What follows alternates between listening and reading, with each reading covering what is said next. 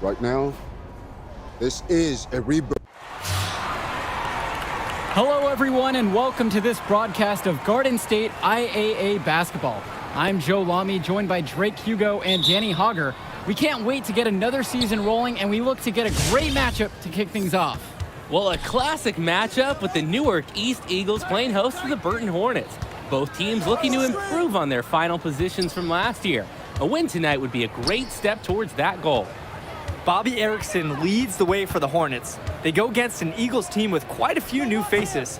Still, though, Newark is led by senior KJ Day. And the crowd will be a factor here for the Eagles. This is the type of atmosphere you love to see at the high school level.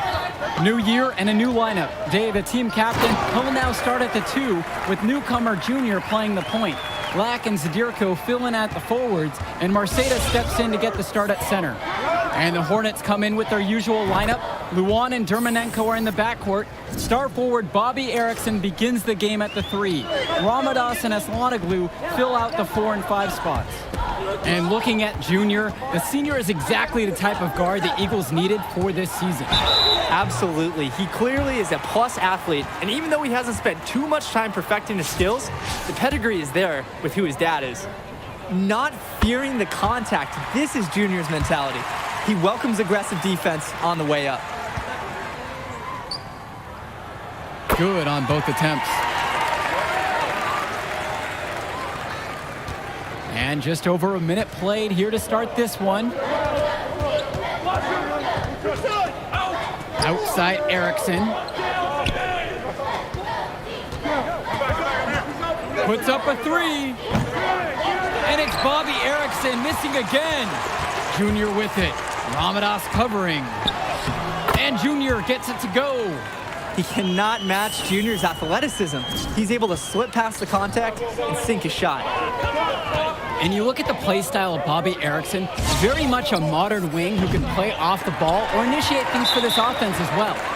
And Erickson might be lined up out on the wing, but he'll do pretty much everything you ask of him in this offense. Coach figured out very quickly this team is at its best when Erickson has the ball in his hands. Right here, right here.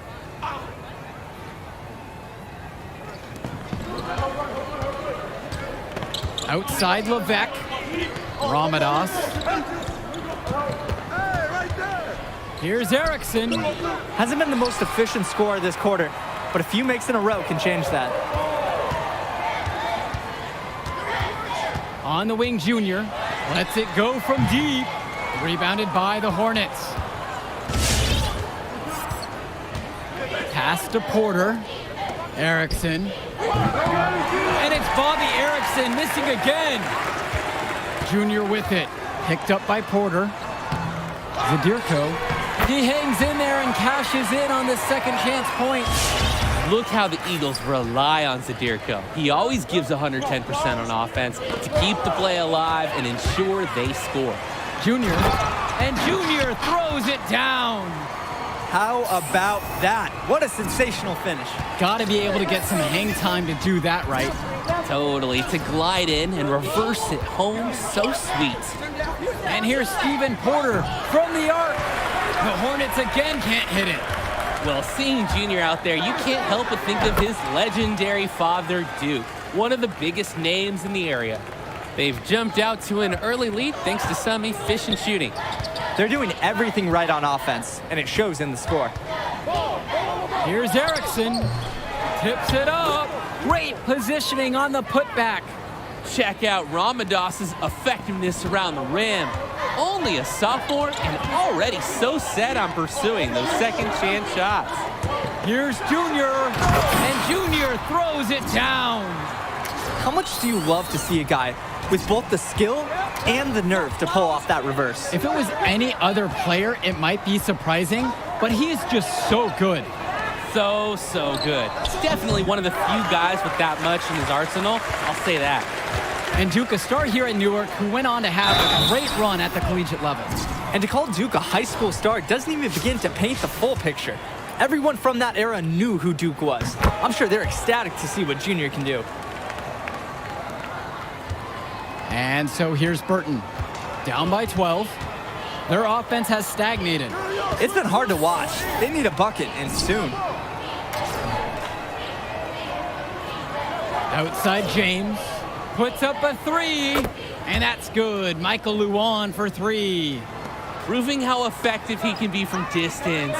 Luan, the D has to be better moving forward. Well, coming into this season, Coach Bishop a bit on the hot seat. Eagles fans want to see a better finish than years past. And that might have been a reason Coach Bishop tried to shake things up by bringing in some new faces. Not much to lose as he's in dire need of a great season.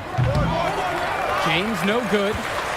No question who's been in control of this one. Yeah, they have really taken charge. Now 5 seconds separate the shot clock and the game clock. They blow the whistle just as he gets it off. That's 2 points with a chance for another one at the stripe. And that one misses. Growing up in Newark has its perks. Junior got to hone his skills on the hard courts, not too far away in New York City. And playing in those pickup games is great experience for a young player. Here's Carter. It's hauled in by the Eagles. Here's Junior. Carter pulls it in. Left side, James. The kick out to Luan. He got it up in time, but it doesn't fall. And a double-digit lead on the scoreboard as we end the first quarter of play. It's the Eagles leading by 14. And after a whirlwind start, the Eagles have a significant early lead here as the second quarter gets going. And it's the Eagles with the ball. And the last few seasons, the Eagles haven't had an easy time finding wins. Wow. Junior is not wasting a chance to go for a pro-tier slam. Gotta love the exuberance of youthful players. Now it's Carter outside. And the foul will be on Kennedy. That is his first foul of the game.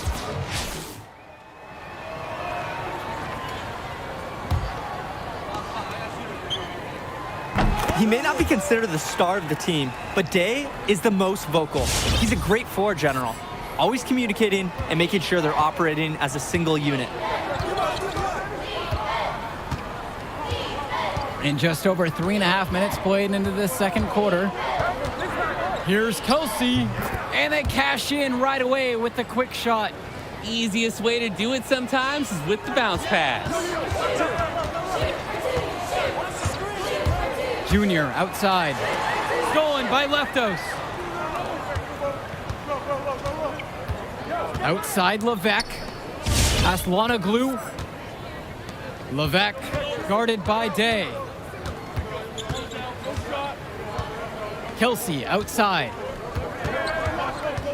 Pass to Leftos. Tries again. And so he earns a trip to the line. Officials saw contact and he'll shoot two. And the Hornets and their roster, they aren't scared to play small if they need to. Looking at the rest of the division, the Hornets are one of the smaller teams overall.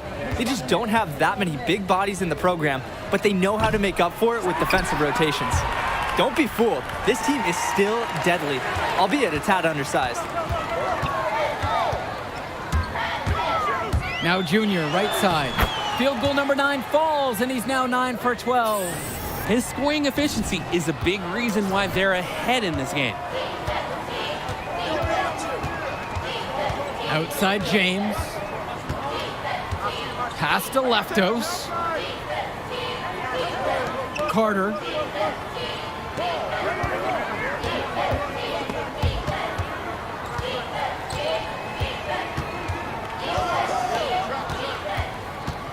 Now Levesque. No good on the three. And through the first half, a pretty lopsided affair so far. It's the Eagles leading by 17. And as we pause for halftime, don't go anywhere. We'll be back for the third quarter after the break. Second half of play getting going. Newark East Eagles with a big lead after 2 quarters of play.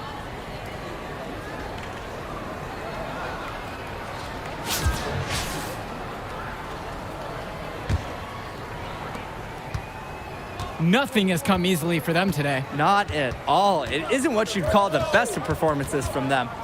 And with this huge lead for the Newark East Eagles, they've come out and set the tone they really want to set for the rest of the season. Coach Bishop talked about a season of change. A game like that illustrates exactly what the school is after.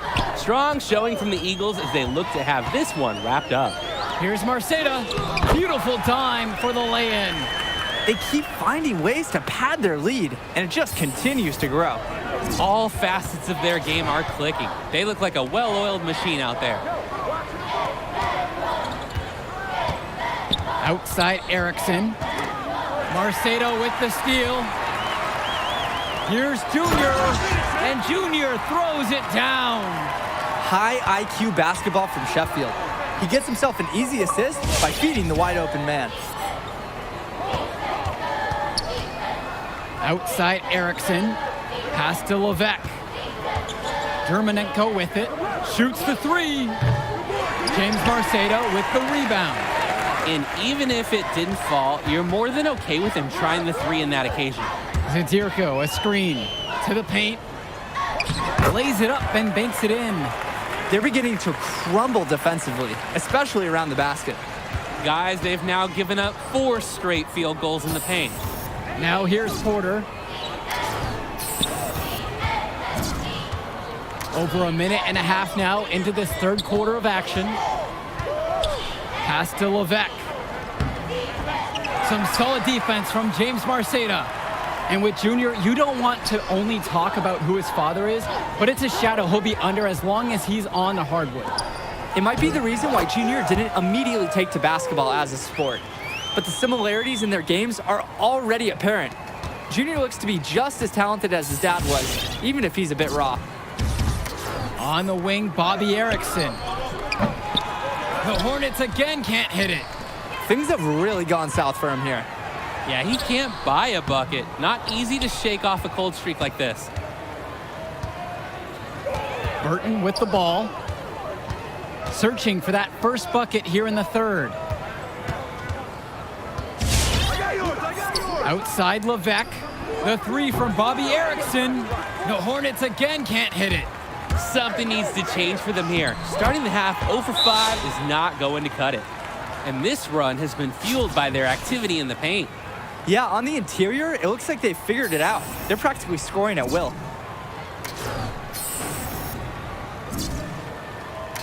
Both teams deciding to change it up. And we're well into the third quarter, just over 2.5 minutes played. Pass to James. Now Aslanoglu. Here's Luan.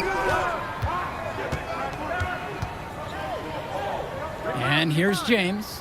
Looking to end the drought. Here's Ramadas. Some solid defense from James Marceda. Well, you have to love the charm of the Newark East Gym. The facility might not be top of the line, but it has a lot of history for the Eagles. And there have been talks about getting a new gym built on campus, but that's something that's a decade away on the school board's agenda. As you said, this gym just fits with the legacy of the Newark East Eagles. Mason with the steal. Junior with it. Picked up by Luan. Here's Junior. And Junior throws it down. Getting after it on the boards and saving the possession for the Eagles. That's a tenacious play from Junior. Offense has been clicking lately. Might want to mix things up. Their mojo is gone. They need a basket just to regain some confidence. Back to Luan. Carter. Bradley James on the wing. Ramadas outside. Pass to Carter. Outside James. Just 5 on the clock. Outside Luan. The three. James Marceda with the rebound. +8 in the rebound differential. Yet another reason they controlled this game. Yeah, double-digit advantage on the scoreboard. They have taken the initiative. And he gets it to go. And it's pretty obvious what sparked this run. Terrific ball movement. The guys are focused on creating opportunities for each other. Back to Carter. Pass to Leftos. Luan. Now here's James. Carter, covered by Kennedy. Tipped. Check out Mason's awareness on defense. He tracks the ball as it's going up, is ready, and waiting with an authoritative block. And 3/4 of play in the books. This one already looks out of reach. Eagles out in front, delivering. And here at the start of the 4th quarter, the big lead for the Eagles.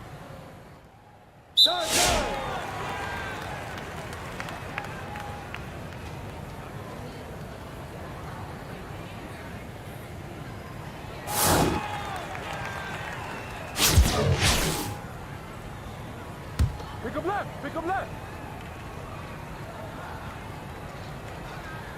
Get mine. Final quarter here, and we're just over a minute and a half through it. Levesque, covered by Junior. Leftos gets doubled. Close in. Help him. Mismatch. Out to Erickson.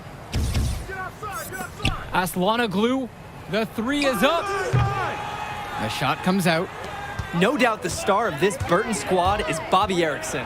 He's a gifted scorer and playmaker, and he's been with the Hornets for quite some time now, and he's been the star.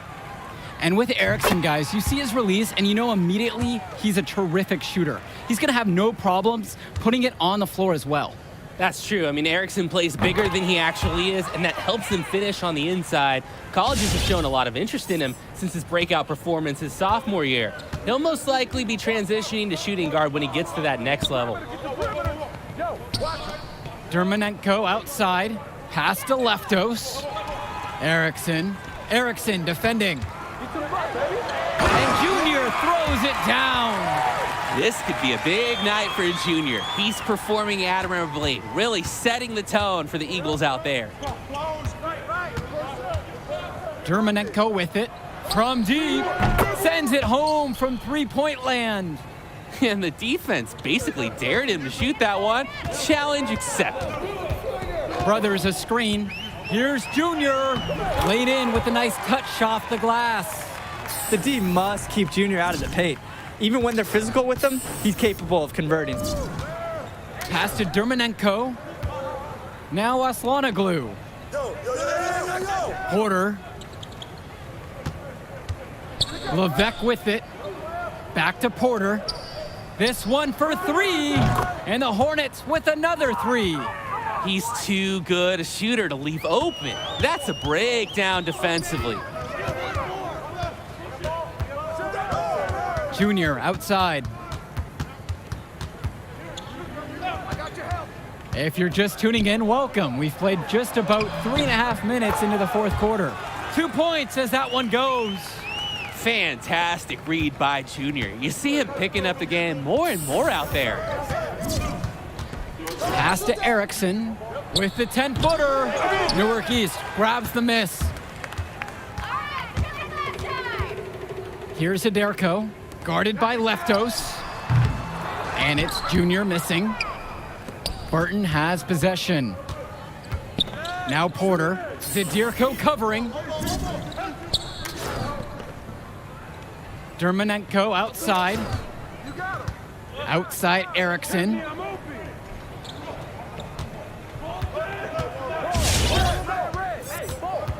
Pass to Porter.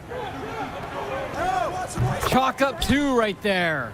Absolutely making the correct play there. Erickson, when someone on his squad is open, he finds them. Brothers a screen. Here's Junior. What a finish! They took off on that. To the rack.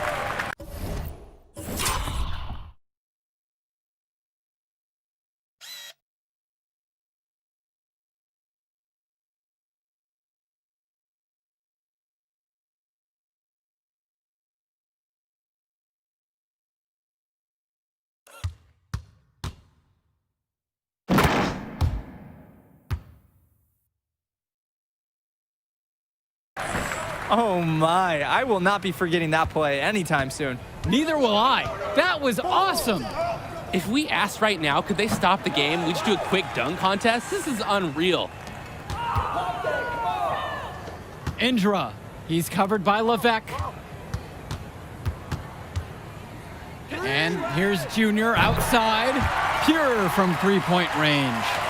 And this run was exactly what they needed to put the game away. Yup. This is how to seal a win in style. The shot from Dermonenko, no good. Here's Junior. Yep, that one goes. You can't allow Junior to get comfortable from there. Once he does, he goes to work. Dermonenko outside. And the final horn sounds, chalk one up for the Eagles.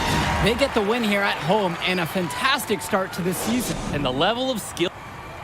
Whoa! Look who's got some serious skill.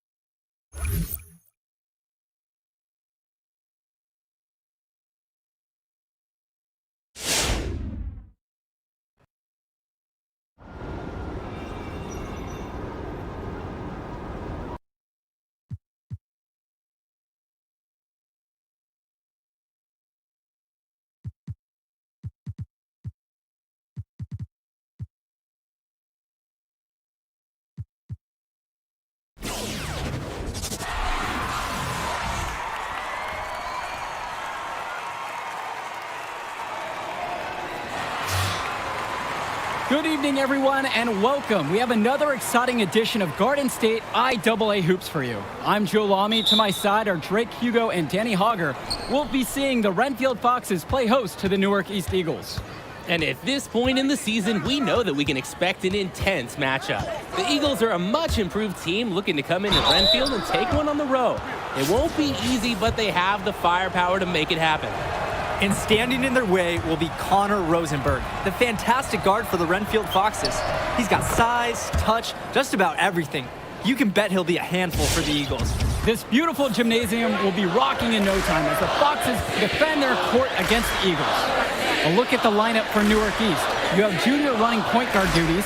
He's joined by Day in the backcourt. And in the middle, it's going to be Marceda. And the rest of the front court is Lack at the 3 with Zadirko at the 4. Foxes starting with the group of Lee and star sophomore Rosenberg in the backcourt. Joseph and Bishop make up that forward pairing, and it's big Bobby Andrews getting the start at center. And Renfield, one of the nicer schools in the area, their community puts a lot of time and effort into the school, and the results are easy to see. Well, it's one of the more affluent areas in the state, and everybody knows it. Still, it's always nice to see a community rally around their high school and give them the resources they need. Here in the first with a little over a minute played so far. And it'll be the Foxes' ball. Pass to Andrews. Gregory with it. Rosenberg outside. Now here's Bishop.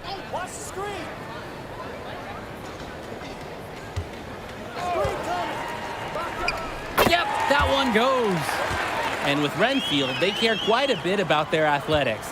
Tons of money from donations have found their way to the school. They have a lot to show for it. The drive by Whoa! Baby, you went hard on that one. Junior is not wasting a chance to go for a pro-tier slam. Gotta love the exuberance of youthful players.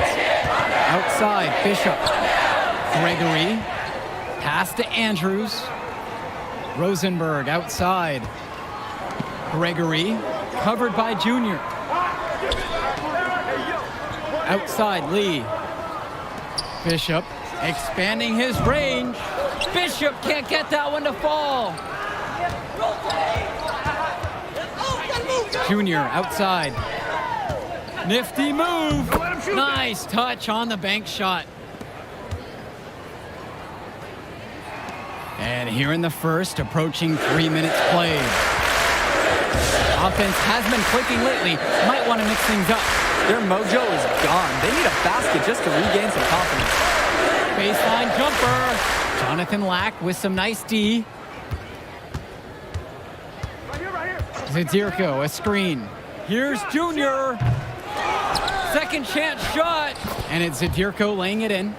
From the start of this game, their offense has been firing on all cylinders. Tremendous momentum right now. We'll see if they can keep it going. And while every game hasn't been smooth sailing for Newark, one thing you can see from this team is they are improving each game. And Joe, that's a big credit to both Coach Bishop as well as the senior leadership on Newark. It's been a special year for this group in large part to their hard work. Now here's Lee. It's Ben Bishop on the wing. The three-pointer goes. And forwards like Bishop are expected to make threes. It sure is nice to see him connect from there. Junior outside. And Junior throws it down. He's a strong finisher at the rim.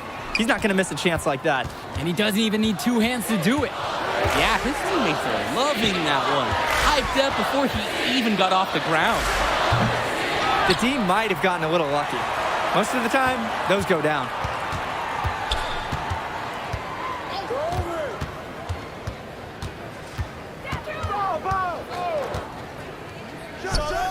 Again, Newark East.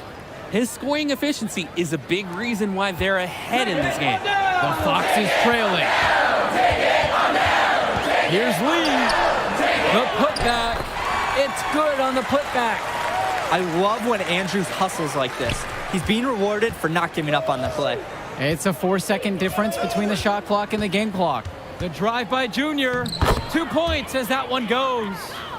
Well, it's been a good start for the season for the Eagles. You can see their confidence grow with each win they notch. The win helps, but this team knows they have a great roster with the addition of Junior. He's made everyone else better around him, especially with the attention he commands. The body language of this team is completely different than last year. High IQ basketball from Sheffield. He gets himself an easy assist by feeding the wide open man. The Foxes on offense. They trail by 9. Rosenberg outside. Andrews. And he can't jam it through there. And so the first quarter in the books. Eagles out in front, up 9. And welcome back, everyone. More high school sports coverage on the way as this.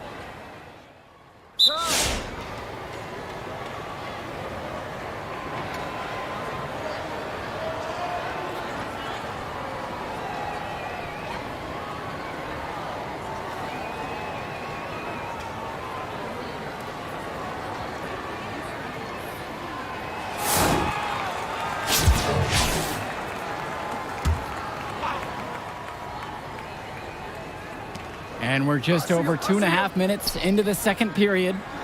Junior, Grace defending. And that one's good for Junior.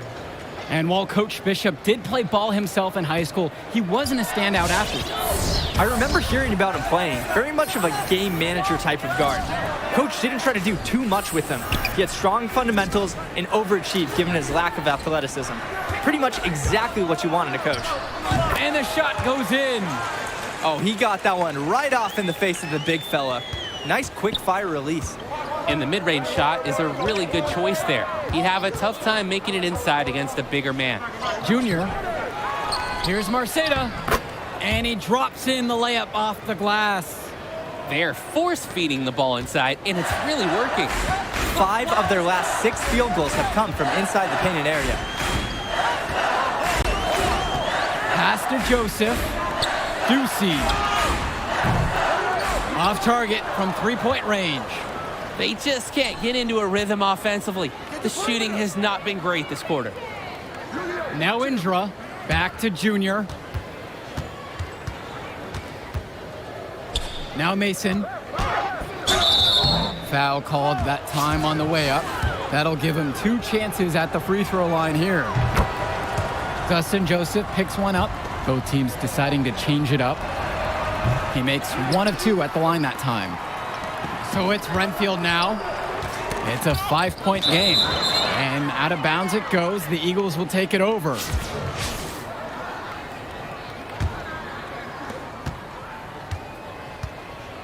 Here's Junior. He's got 18. 3-pointer. Good for his 9th make in 12 shot attempts. Shooting 75% now.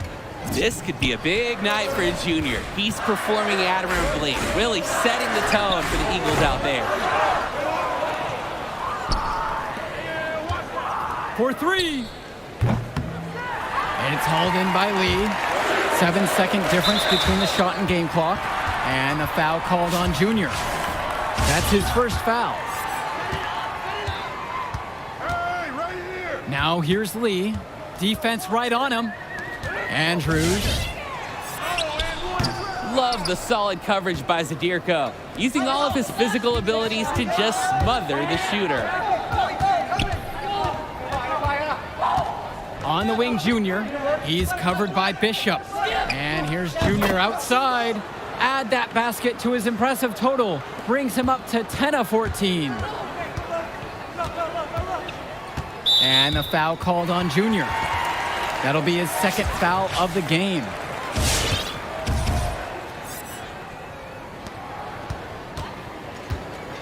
Rosenberg outside. To halt the run! No good on the shot attempt, a bit long that time. The clock runs out and we are heading to halftime. It's the Eagles up by 11. And we send it to halftime now, back with the 3rd quarter right after this. And the 2nd half getting started. Renfield playing host to Newark East here on Garden State IAA Sports.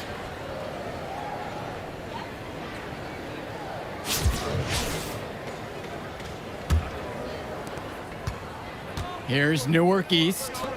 And what a huge lead the Eagles have opened up here on the Foxes. I'm not sure many expected this kind of score. It just goes to show the confidence and swagger that Newark has been playing with so far this season. They look to be a team on a mission. Their offense has stagnated. It's been hard to watch. They need a bucket, and soon. Andrews no good. Junior with it. Guarded now by Rosenberg. Screen by Marceda. Here's Junior, plenty of space. Not wasting any time there and hitting the shot. Impressive movement from Junior here, getting himself free to shoot. The Eagles really support each other on those plays. The Eagles now on offense. Shoots the 3. Rosenberg grabs the miss. Pass to Bishop. Trying his luck from deep. Again, the miss by the Foxes. Now here's Junior. Covered by Lee. And the Eagles tack on 2 more. Junior's already developing some pretty strong mechanics. You can see the potential in his stroke. Outside Lee. Pass to Bishop. Beyond the arc. Newark East grabs the miss. It hasn't been his best day scoring the ball. Guys, needs to pick it up. And with Junior, it's easy to see the natural athletic ability that he possesses. He was a great football player, and that fluidity translates to the hardwood well for him. Now Lee shoots a 3. Marceda pulls it in. The drive by Junior, and Junior throws it down. I like the urgency of Junior's drive. Plenty of raw potential there. He could develop into an unstoppable move. And with Junior and his athleticism, he's pretty much having to learn the nuances of basketball on the fly. Well, he's played ball before, no doubt about that. But playing organized ball is a completely different beast. Suffice to say, Junior's done an excellent job adjusting to the team game. And the Eagles will go for a different look here.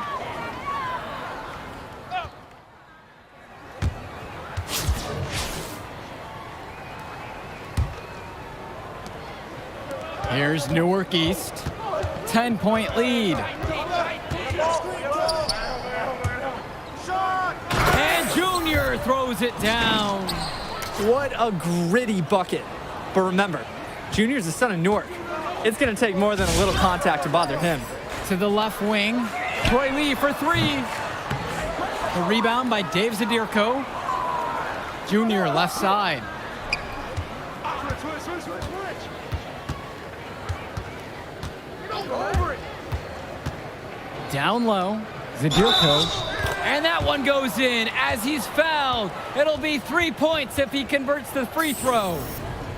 And with Rosenberg, you have to be careful of his shot. He owns a very quick and deadly release. His shooting motion, though, it just looks so easy, doesn't it? One of the best shooters in the state, and it's hard to believe that he's just a sophomore. Pass to Andrews.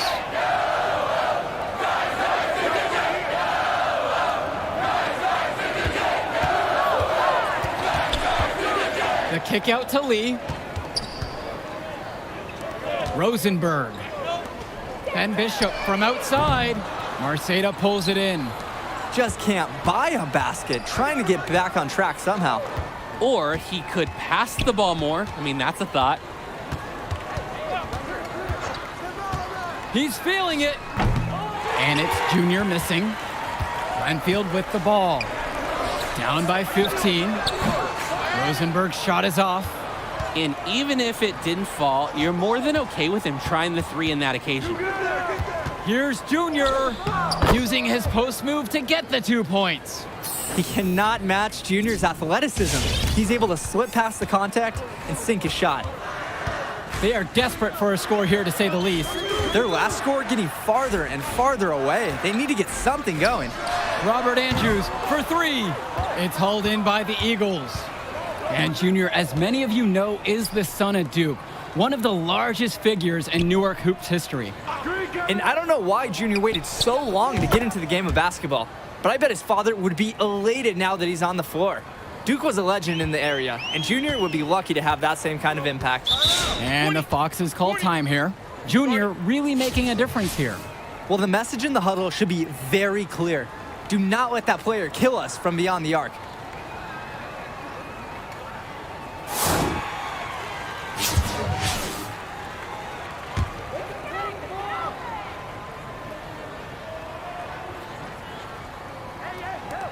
And Robert Andrews gets double-teamed. Rosenberg with the bucket. Hard not to admire Rosenberg's off-ball movement. Finds himself a good shooting position and sinks the catch and shoots. Junior outside. Just over 2.5 minutes now played here in the final quarter of regulation. From 11 feet, Sheffield with the rebound.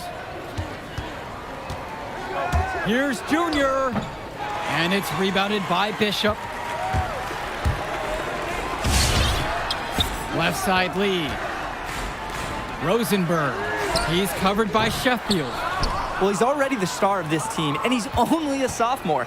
Connor Rosenberg expected to do big things for the Foxes this year and the next two after.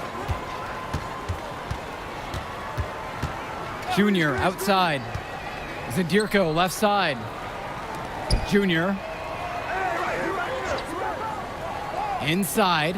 And James Marceda slams it in. And it's just about to the point where we can put this game in the books. They deserve credit for putting their foot down and trying to take away any chance of drama at the end. Bishop shot's good. And for Rosenberg, the shooting is his trademark, but he's also got a good amount of burst with the ball in his hands. It gives you everything you ask for from a wing player. It's a long ways away, but Rosenberg seems destined to play college ball at a big-name school. The drive by Junior. Up and in on the layup. Have to respect Junior's courage on the inside play. Defender is just all over him, but he manages to find a way through.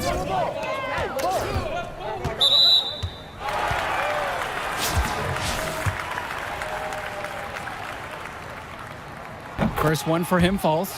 Both teams will make a substitution. He hits both from the stripe. Junior with it. Can't cash it in from close range. Roberts with the ball. Now guarded by Junior. Pass to Grace. Roberts. The shot comes out. That's too easy a chance to miss, guys. He needs to be more aggressive on his finishes. Here's Junior. Drilled from 11 feet out. Yeah, that last shot's got to be the nail in the coffin. I'd say so. They've done a great job of closing this one out, and they've never backed off, even with a large lead. Swing to Madison. And now here's Roberts. Here's Joseph. Let's go with the three. It's hauled in by Mason. Now Junior, right side. Tries the 10-footer. Again, Newark East. And they have not let up. This is a statement victory. Some might say they're running up the score. To me, it looks like they're just playing their brand of basketball. Outside Lee. 4-3. No good. And with the final whistle sounding, that'll do it for us. Eagles getting a big win here in Redfield as their season of surprise continues. And once again,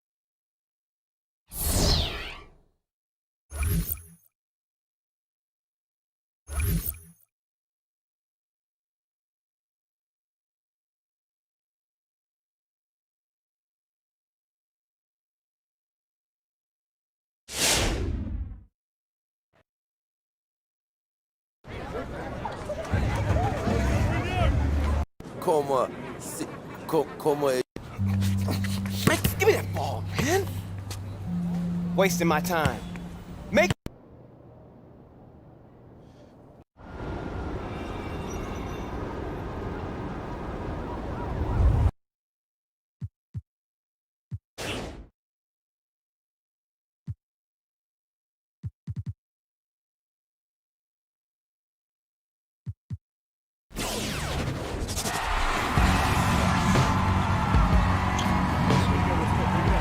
Hello and welcome to another presentation of Garden State IAA Hoops. I'm Joe Lamy, joined by Drake Hugo and Danny Hogger. Eagles on offense, holding, waiting for something to open up. Oh, and an ugly pass there into the first row. Eagles really struggling out of the gate without Junior. Coach Bishop can't be happy with that effort. Looks like we might be in for a long, long night. And he holds it up top. A beautiful backdoor cut. Oh, and he missed it. Wide open layup there, and he missed it. Dragons now coming back the other way and pushing the pace with the 3-on-1, and they'll get the easy bucket. Things are going from bad to worse quickly here for the Eagles. Controlling traffic, and oh, ball knocked loose there. And here we go, the Dragons going the other way, now with the 2-on-1. And he finishes with the silky finger roll in the lane. Oh, Joe, the Dragons are rolling. Without Junior, the Eagles look completely lost. Nothing is working for them right now. And so that brings the first half to a close. Dragons are out in front. They're up by 10. And we'll be here to bring you the third quarter right after halftime.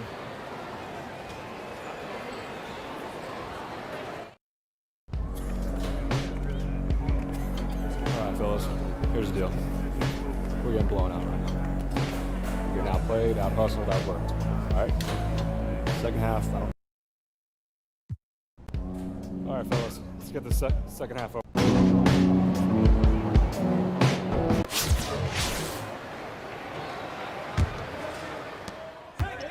Eagles now Second half getting underway here. And if you're just joining us, Junior is out tonight. Meanwhile, cutter down the lane. Oh, and what a rejection. Joe, maybe some sharp words from Coach Bishop have inspired a turnaround here. Good This job. Newark team might have some fight left. And just as you say that, Danny, the Eagles give it away with another careless turnover. Off the pick and roll and an easy bucket. Joe, is it me or does every possession feel like it's on repeat at this point? Dragons having their way. This can't be easy for Junior to watch from the bench. And he controls it up top. And he's stripped at midcourt again. And now coming down the other way with the scoop to the hoop and the score. At this point, guys, it feels like the Eagles just need to wave the white flag, regroup for the next one. Hopefully they'll have Junior back in the lineup for the Invitational. And that's the final buzzer. We'd like to thank everyone for watching this presentation of Garden State IAA basketball. As always, we hope to see you at our next broadcast. Good night, everyone. Hey, you did the right thing out there.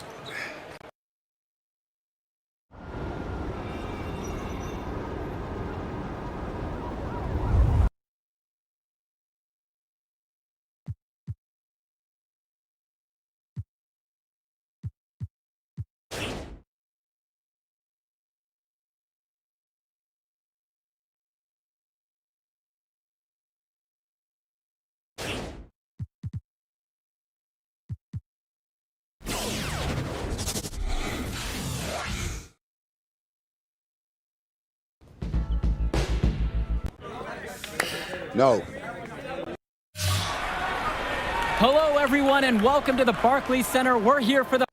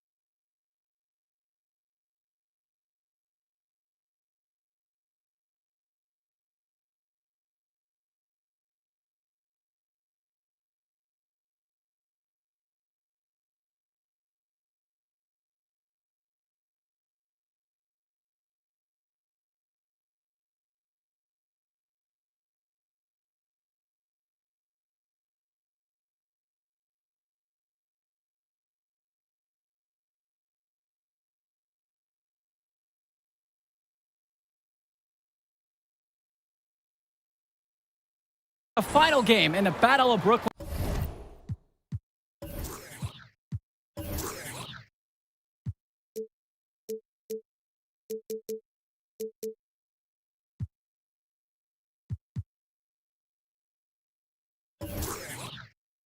I'm Joe Lamy. Alongside me are Drake Hugo and Danny Hogger. Great matchup in this one between Louisiana Northeast and Newark East. Sure is, Joe. Both teams have looked impressive lately, but you'd have to be a fool to think this isn't Louisiana Northeast to lose. They're led by top recruit Hendrix Cobb. This team is tops in the country. The depth and talent of the Civic Cats will be hard to match, but the Northeast Eagles are no slouches, and they played with heart all season long. They also have a surprise star in Junior that can provide matchup issues for the Civic Cats. Either way, we'll be in for a treat as the top talent in high school hoops hits the floor. The scouts will be tuned in for this one as the Battle of Brooklyn is on its way.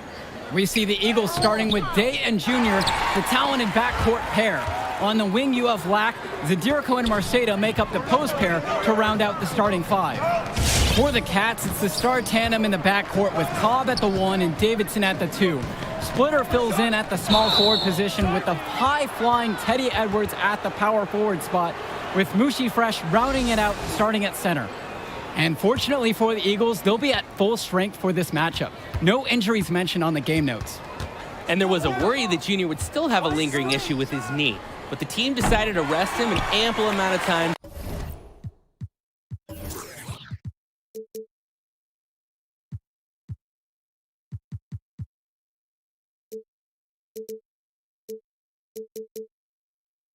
Recover, and by all the reports we've heard, he's 100% and ready to go. This one for 3. Louisiana gets it back. James Marceda with the block. I love when Marceda leverages his reach and height on D, able to cleanly deny the shot attempt. I got your help side. Here's Junior, plenty of space. A good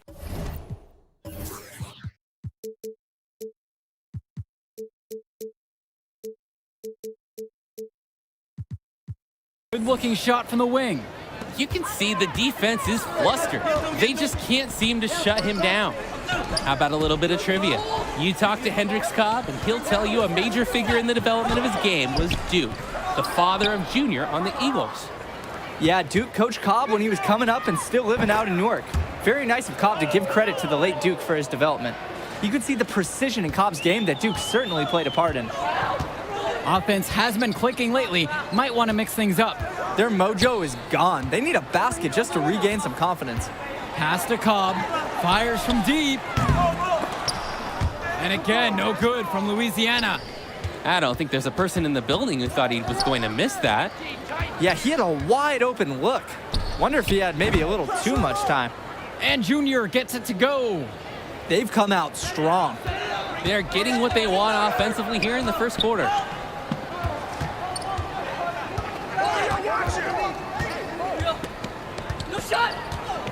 First quarter of basketball here, just over 2.5 minutes played so far. A clear look for Hendrix Cobb. Plenty of room to knock down that shot. It took them a while, but they finally take the lid off. Sometimes all it takes is one to get a whole team going. Let's see. The drive by Junior. Powers the throwdown! Unreal Was there finish. a trampling right there? That was awesome. You can't teach this. Sometimes Junior is capable of surprising even himself. What a ferocious jam. Wasted no time on that one. And without a doubt, Hendrix Cobb, the #1 recruit in the nation. We're seeing him tonight. A lot of eyes will be on him during this contest. To the paint, Zadirko laid in with a nice touch off the glass. Showing how well he understands the game. Fantastic pass to set up his teammate. Pass to Edwards. First quarter of play, just over 3.5 minutes in. And so it looks like the Eagles will retain possession here. So it's both teams making a change here. The Eagles leading. And with Cobb, the #1 prospect from this class, without a doubt. He's still undecided on where he's going to school, guys. Yeah, and it's not from a lack of offers. Many major schools have reached out to him already. Cobb knows, though, he has all the power and will make his decision when he's good and ready. Pass Pass to Wang for three. Out of bounds, it'll go to the Eagles.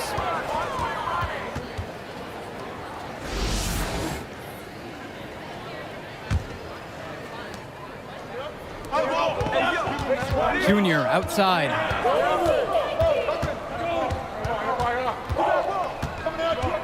Mason, the screen. Here's Junior. And a great shot there by Junior, who looks to have no lingering impact from his leg injury. They keep getting him the ball, and he keeps growing their lead. And for Junior, the interest in him from colleges has been growing all season long. There's a good chance he'll get some offers from great schools to play at the next level. Pass to Davidson. Back to Timmerman. Shoots a three. It's hauled in by the Eagles. And here's Junior. Junior showing no ill effects of his knee injury on that dunk. They've really built themselves an impressive lead in the opening minutes. Yeah, solid defense paired with an aggressive offense. They just keep gaining ground. Back to Davidson. Right wing. Here's Fresh.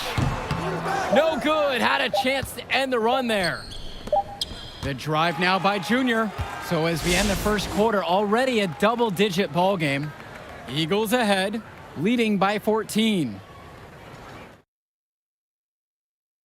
And welcome back as we get the second quarter going in the Battle of Brooklyn. Here's Davidson. He's been patient so far, nothing yet on the scoreboard. Pass to Fresh. Timmerman. Misses the three. Junior up top, guarded by Cobb. Here's Junior. And with the way he's scoring so far, we can say Junior is at full strength. And we wondered before the game if that knee would limit him or be an issue, but right now, he looks like he is a full go at 100%. And one of the most gifted athletes on this team is Benny Davidson. He's a tremendous leader on the floor who just moves so well with the ball in his hands.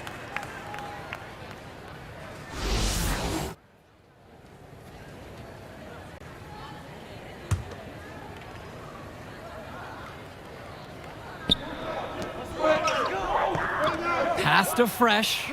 Now Porter, covered by Junior. Lets the three fly. The rebound by Evans. They've been looking out of sorts over the last few possessions, guys. This is when they need to be patient and find a high percentage look. And they get a little more breathing room on the scorecard with that make. And if they can string together a few more possessions like that, this lead could really open up. Davidson with the bucket. Oh, this is too easy for Davidson. The D can't let him get too deep inside, or else this happens. The Eagles now on offense.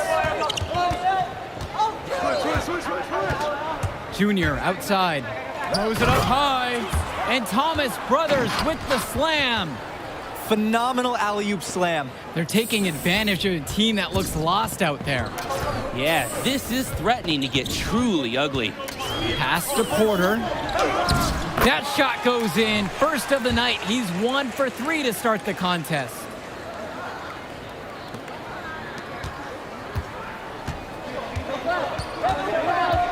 Now here's Junior. Bulletproof defense from Mushi Fresh.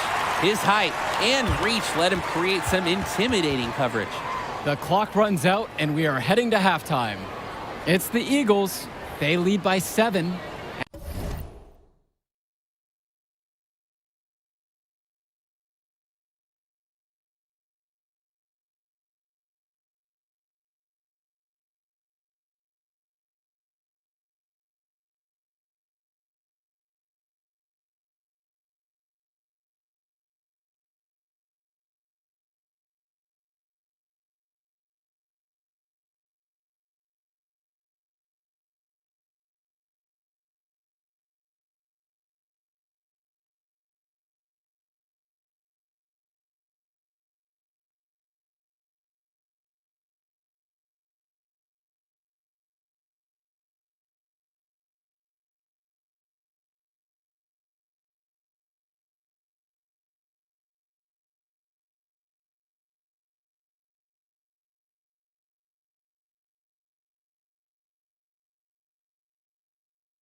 And we'll be here to bring you the third quarter right after halftime.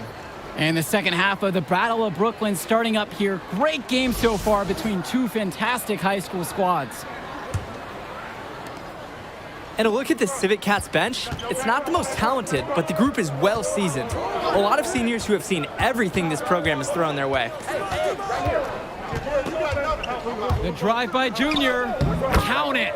Impressive movement from Junior here, getting himself free to shoot.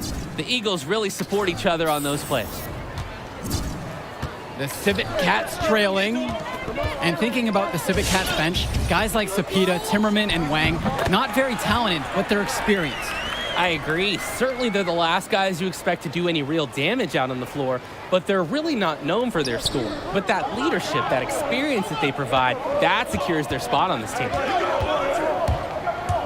Back to Zadirko. Junior outside. Screen by Marceda. Inside. Yes, and it's Junior picking up the dime. 10 straight points in the paint. That has to send a clear message to the defense. It's like the Wi-Fi went down because this message has not been received so far. Pass to Cobb. Lets it go from deep. And it's Jonathan Lack with the rebound. And they continue to control the glass. I think they've been the more physical team, guys, and that's why they're ahead. And Junior throws it down. The D must keep Junior out of the paint. Even when they're physical with him, he's capable of converting. Now Edwards. Splitter for three. The rebound by Dave Zadirko. Guys, here's a look at Teddy Edwards, another fantastic player who is highly recruited on this Civic Cats team. Edwards has the raw power and strength to finish inside against just about anyone. He moves very well for his size and is a natural finisher at the rim. He's definitely going to make some college people extremely happy in short time. Sends it home from three-point land. His steady and consistent shooting has been huge tonight, a big reason why they're up. They're having trouble creating any kind of offense. And you can really sense them tightening up a little bit at this point. Love when Edwards is aggressive like this, demonstrating how powerful he can be with the forceful throwdown.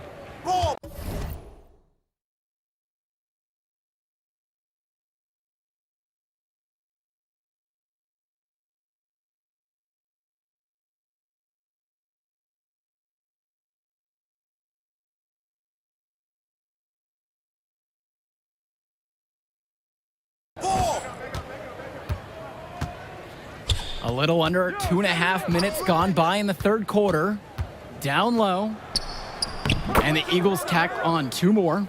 They're getting good shots close to the basket. 5 of their last 6 attempts have now gone in. Taking it right at the defense and converting. Back to Cobb. Three-pointer. Sinks the tray. An assertive shot by Cobb at the three-point line.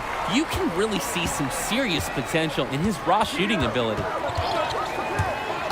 The drive now by Junior. Uses the glass to finish the layup. He's been locked and loaded at the offensive end, trying to propel this team to great things.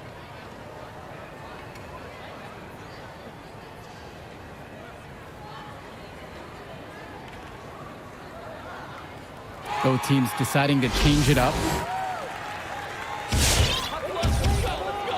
And for KJ Day, a longtime figure for the Eagles. This is his last appearance for this school. And Day has been the model for everything you want from a four-year player for the Eagles. He made varsity as a sophomore and has been a huge part of the team since day one. Great career for him at Newark East, and I'm sure he'll keep playing somewhere at the next level. And it's Junior missing. Brothers, no good. He makes a courageous attempt to get inside, but the defense forms a wall and he can't.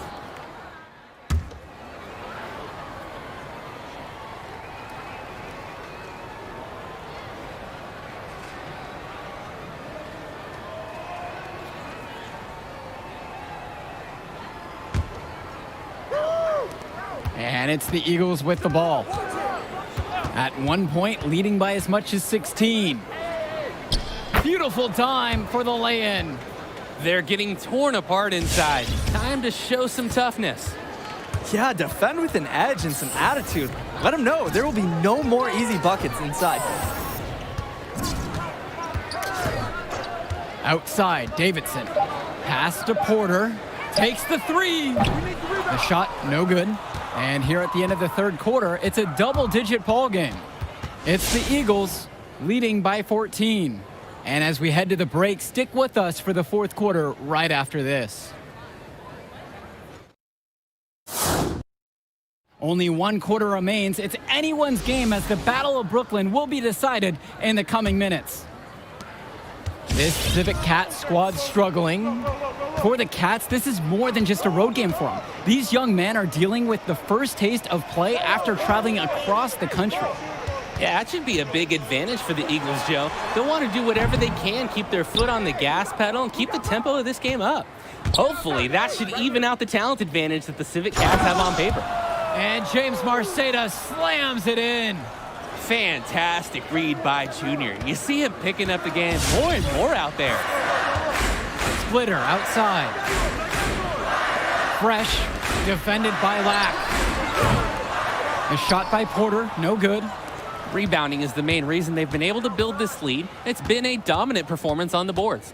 And just from a physical standpoint, it has been a completely one-sided game. Here's Marceda. Yes, and it's Junior picking up the dime. The defense has been so soft down low. Marshmallow soft inside. 5 straight scores in the paint. This team will just keep exploiting that weakness. Pass to Cobb. And the whistle blows. It's going to be on Sheffield. That's foul number 2 for him.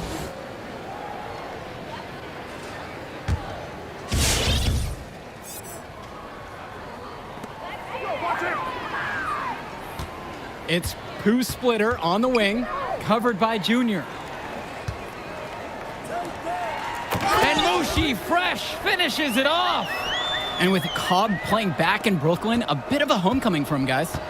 Yeah, definitely. He spent his early years playing in Newark, right down the road from this facility, actually. And at age 12, his parents moved to... that was nasty! I see you. That was sweet. I love the energetic play from Junior. Defense fails to contain him and prevent the slam. And the foul called on Junior. That's foul number 2 for him.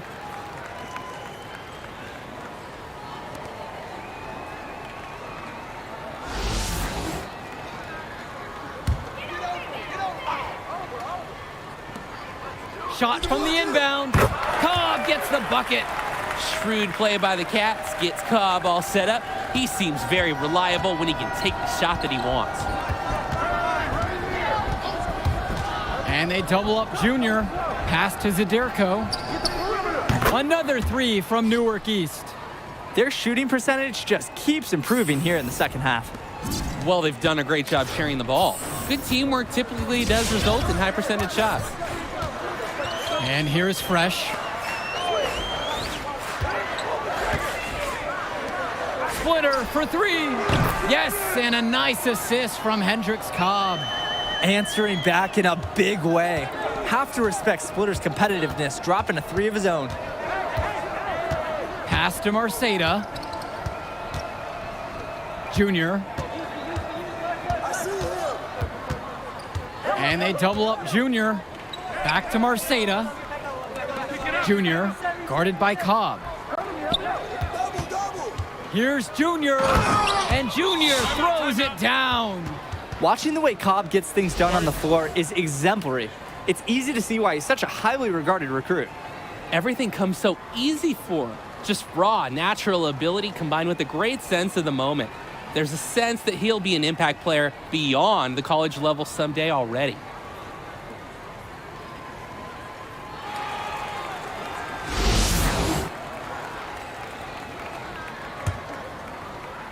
We're in the final quarter of play here. 3 minutes in. It's tipped. Mason with the steal. Hey, yo, right here. Junior outside. Watch the screen. And they double up Junior. Ball. Hey, right here. And the officials whistle a foul on the shot. The bucket's good, and he'll go to the line.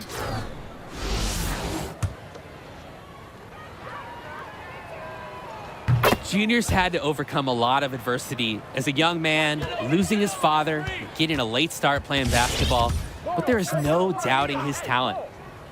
Zach Timmerman on the wing. Back to Porter. Wang. Yo, yo, yo, yo, yo, yo, yo! Fourth quarter of play, and over 3.5 minutes have gone by.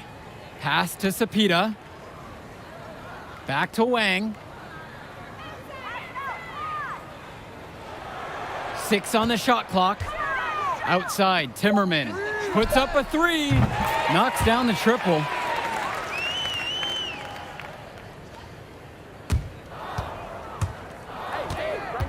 Now Junior. And they double up Junior. Rebounded by the Cats. Wang with it. Pass to Porter. Wang. Sapito with it.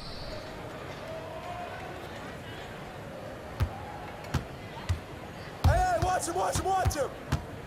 Hit me, I'm open! Off target at the rim. Well, he's a player that just does not excel at fighting through contact on his way to the rim. Here's Junior. And good that time. Getting after it on the boards and saving the possession for the Eagles. That's a tenacious play from Junior. The 3 from Jesse Bean. It's hauled in by Mason. Here's Brothers. And the Battle of Brooklyn goes to the Eagles. Fantastic end to this invitational as Newark East gets the win in their own backyard. Even though they were the I mean, what else can I say?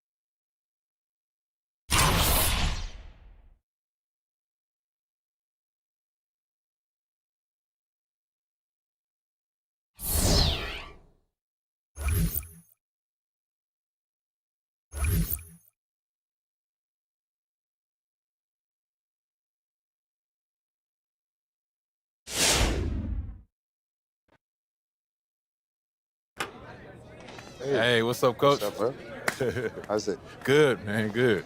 Listen, I know you got to meet with your man Arch and all, but... Yeah. He said he got some big news for me, so I'm excited to get after it. Yeah, that's exactly what I wanted to talk to you about. All right, listen, Coach.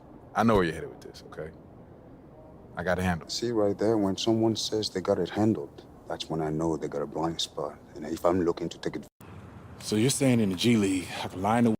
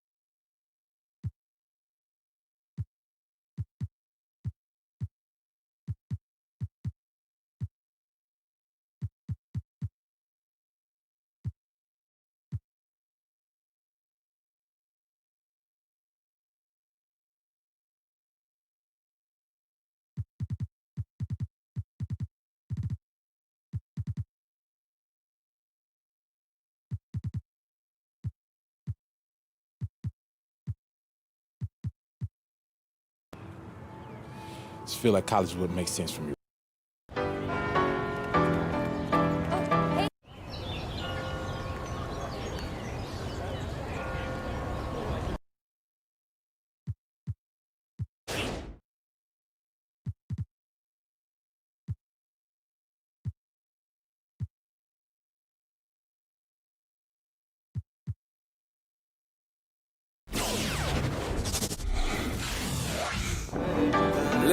grinding, hustling, and All right, y'all. Let's bring it in.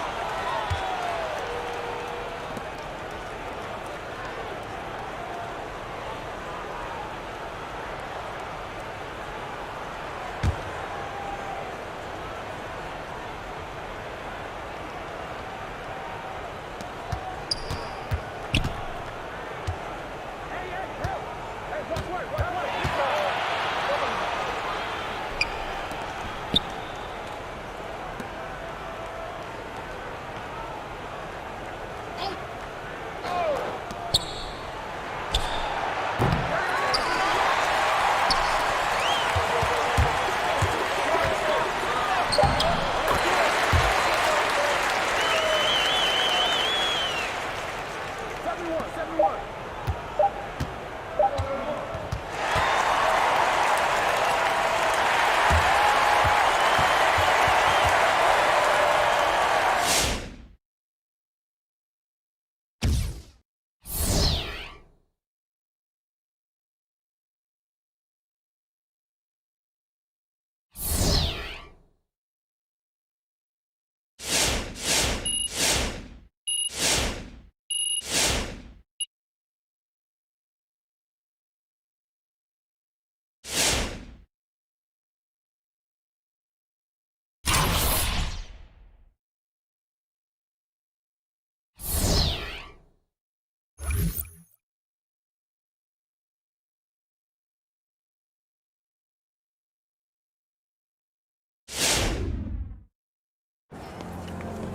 that was good, wasn't it?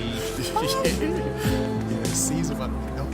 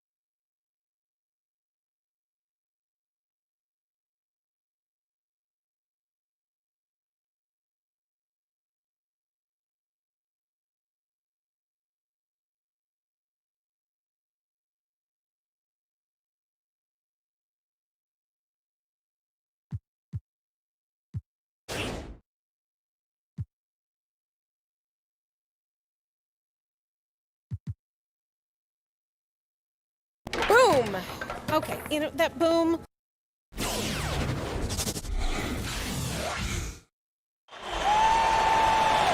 Greetings, sports fans, and welcome to our presentation of college basketball. In this game, we'll see the West Virginia Mountaineers going up against the Michigan State Spartans.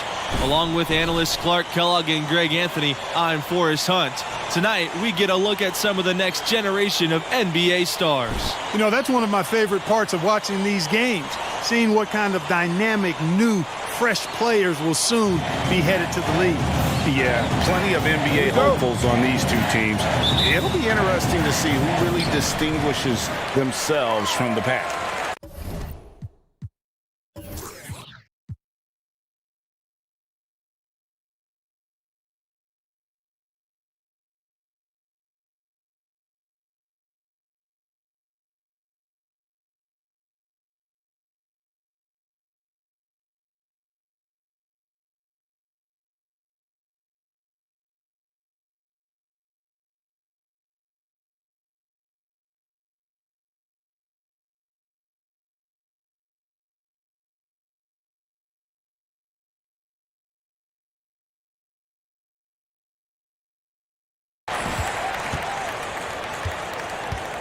Now here's Junior. The three is up. It's hauled in by Harden.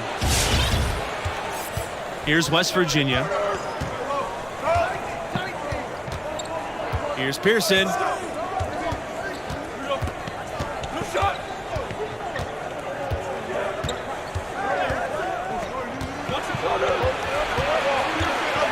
Outside for West. Fires the three. It's hauled in by the Spartans. You know, it's not a big basketball factory when it comes to players joining the NBA from West Virginia.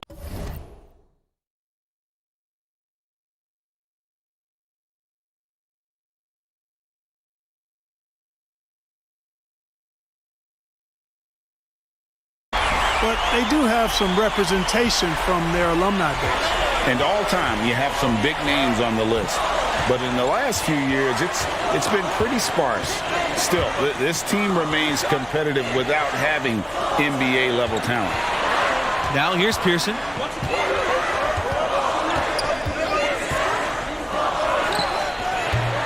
That one a little long. You know, the fact is he's not a lock from there, but he was open enough to where he should have hit that shot. Junior from deep. Another three for Michigan State. From another zip code on that one. If Junior is hitting these, man, he could be a very high draft pick. Pass to West from downtown. It's rebounded by Lambert. Junior outside. Picked by Lambert. Top of the key.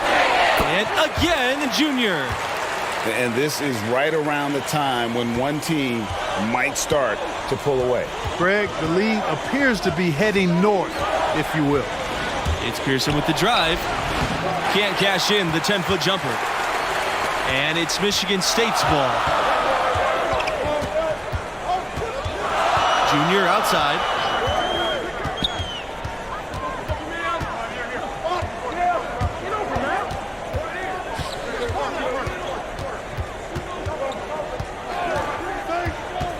The high post try. Again, Junior missing. One of the big strengths of this Michigan State team is their coaching staff. They've been around for a long time and are still as sharp as ever. And the staff does a great job connecting with their players. They form relationships that really extend beyond just their time in school. Once a Spartan, always a Spartan. Now here's Pearson. Shoots over Harvey. It's good as he scores his first basket after missing his first two attempts. He's 1 for 3. Well, I like seeing Pearson keep things simple. When he does that, the game comes really naturally to him, making good use of the in-between area there. Lambert. And he makes good on the layup. Man.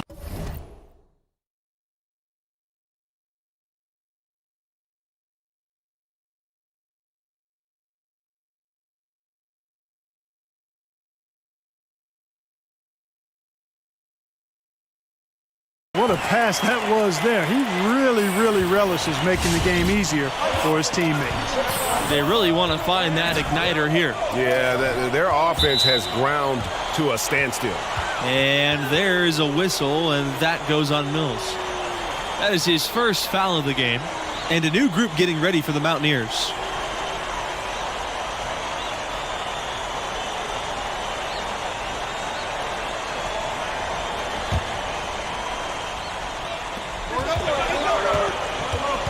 Pass to Tavares. Paul. Here's Tavares. And the Mountaineers miss again. Now here's Junior, guarded by Pearson. Junior from deep. The shot that time, not on target. Now West Virginia takes it the other way. And you guys, Junior being named a starter for this team right off the bat. Did that catch you off guard, or did you see that coming? Well, there isn't a doubt that Junior will be great eventually. There's an argument to be made that he should have been eased into big minutes, but Coach trusted the impact that Junior has on the floor from the get-go. Now here's Junior. 8 points for him, and he banks in the layup. Their play on both ends has been superb. We'll see if they can maintain the momentum. And, you know, nothing like getting an opponent on the ropes early. You love that if you're on that side of the scoreboard, and they are landing some haymakers now. And the foul called on Junior. That is his first foul of the game.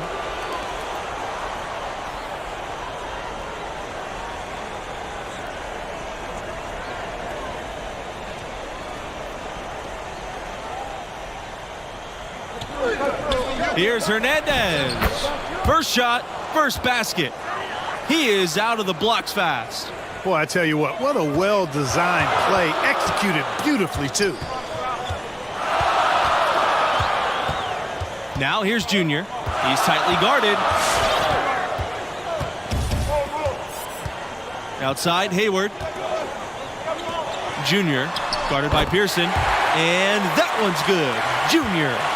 Displaying intensity right off the opening tip, especially on the offensive end. Tell you what, forget about easing into the game. They came out with guns blazing. You know, they've come close on a few occasions in the past, but West Virginia is still looking for its first title. In 1959, they were runners-up, and they made the Final Four in 2010. Tavares. No good on the triple. That's something they need to do more of. Get after it on the glass. Go get those boards. Clark, it wouldn't hurt. Some extra possessions would definitely help narrow the gap and maybe swing the momentum. For the Mountaineers, they are rarely a high seed. They've never been a #1 seed. They were a 2 seed in 2010 and a 3 seed in 2016. Other than that, they are usually not ranked that high.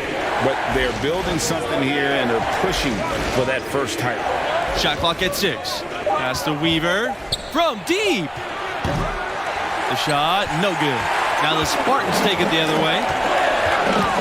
Here's Junior, and Junior throws it down.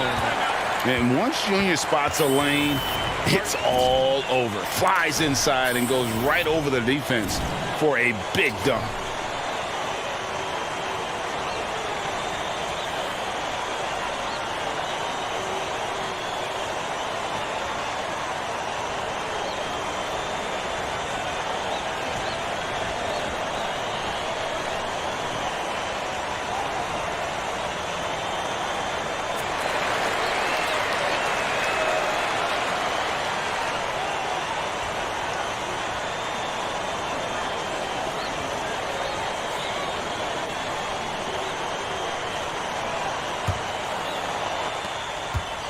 West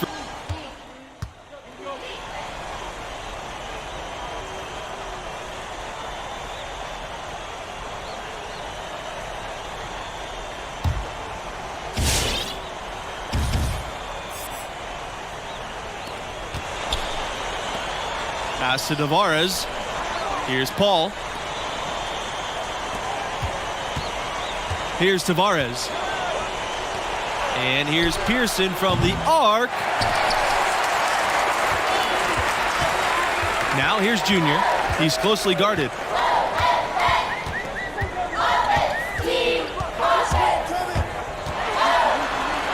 Oh, and the jam by Junior. to the Junior show. An unreal dunk there. This team's bench is having a ball. Here's West Virginia. 17-point game. Pass to Navarez. Back to Pearson. Now, here's Hernandez. Covered by Junior. Here's Tavares. Offline with the three. Junior outside. Down low. Weber. And the basket is good. And that's 10 straight points in the paint.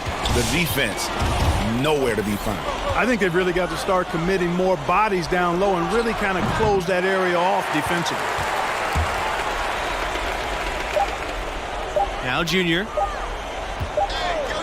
And through one half, it hasn't even been close.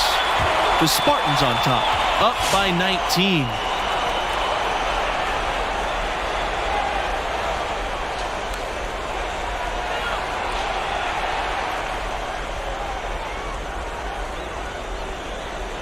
And about halfway through, what have you seen from Junior thus far? He's in a tremendous rhythm offensively. The defense trying everything they can to slow him down to no avail. Hey, and he's confident to begin with now. When he gets on a roll like this, best of luck to you. Bring help and plenty of it. Make somebody else beat you is the strategy. Well, this marks the first contest with the school for Junior. He hasn't been playing organized ball for too long, but he has learned very quickly. Hey, there's no denying it. He's a bit raw, without question, but the coaching staff thinks he'll improve rapidly. The athleticism and the skill, evident and obvious, just a matter of time before he smooths it out. You got to remember now, he only played 1 year in high school. Could have been much better defense. I mean, you can't give this guy any room to operate. To the middle, got a piece of it. It's stolen by Stevenson. Pass to Pearson.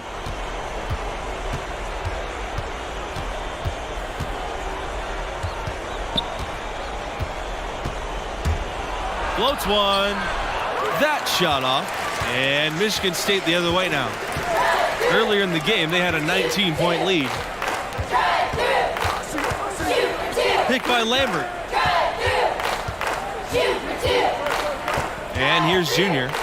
He's got 16. Good for his 8th field goal. He's attempted a dozen shots.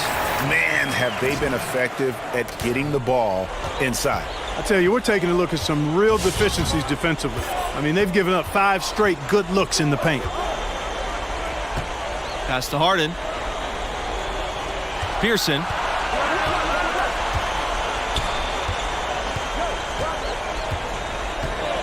And there's a pick. Out to the right wing. The three. Red Thompson with the rebound. And without a doubt, the big name from West Virginia is Jerry West, the man who would go on to become the logo of the NBA. He's all over the record book for the Mountaineers. Now here's Junior. 18 points for him. Picked by Lambert. Inside. Oh, and the dunk by Lambert. At the next level, Junior's going to be asked to run a lot of screen and roll, and he's showing he's up to the task. Guys, when you talk about Jerry West and West Virginia, he is an absolute hero for the school. He was not just a hero for the school, but for the entire state. Jerry West put basketball on the map for West Virginia. I can't imagine anybody impacting the game for the Mountaineers more than he did. Now here's Pearson. 5 points in the game. Just 5 on the clock. Really left all alone that time. Boy, Pearson getting the pass to the open teammate. Really easy that time. And that's just bad D. To the inside. And the basket by Harvey.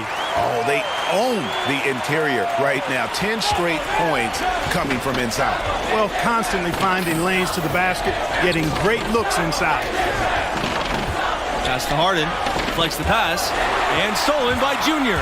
All by himself. Oh, he's got bad intentions with that one. Junior doing a great job bagging his own groceries there. Got the steal and then took it.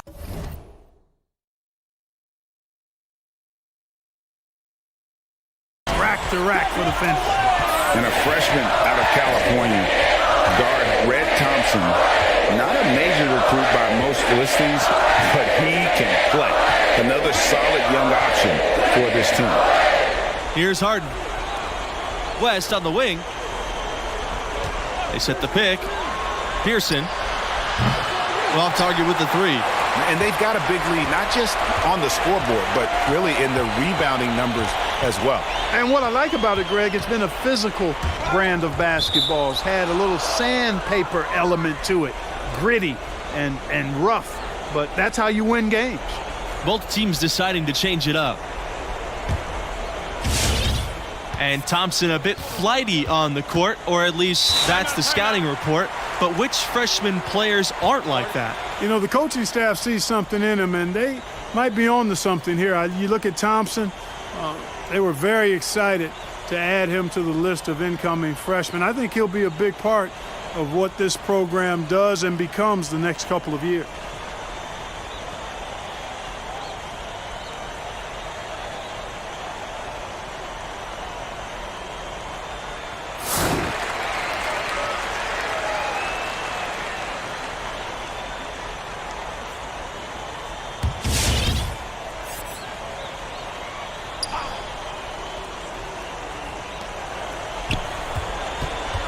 White, left side. Pass to Paul. Tavares. Now Hernandez to the right side. Pearson, right side. 6 to shoot. Here's Tavares. Takes the three. Tries again.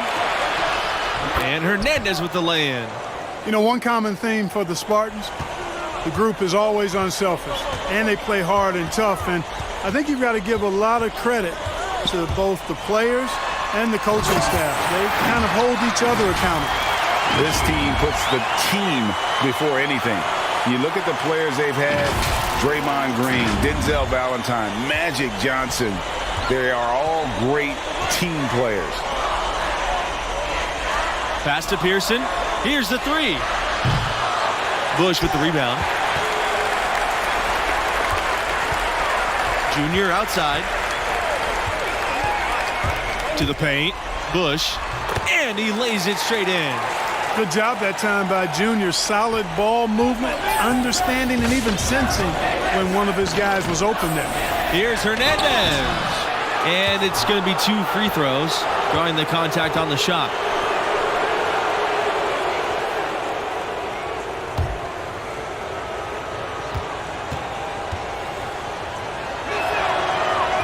So it's both. And so it's the Spartans taking care of business here.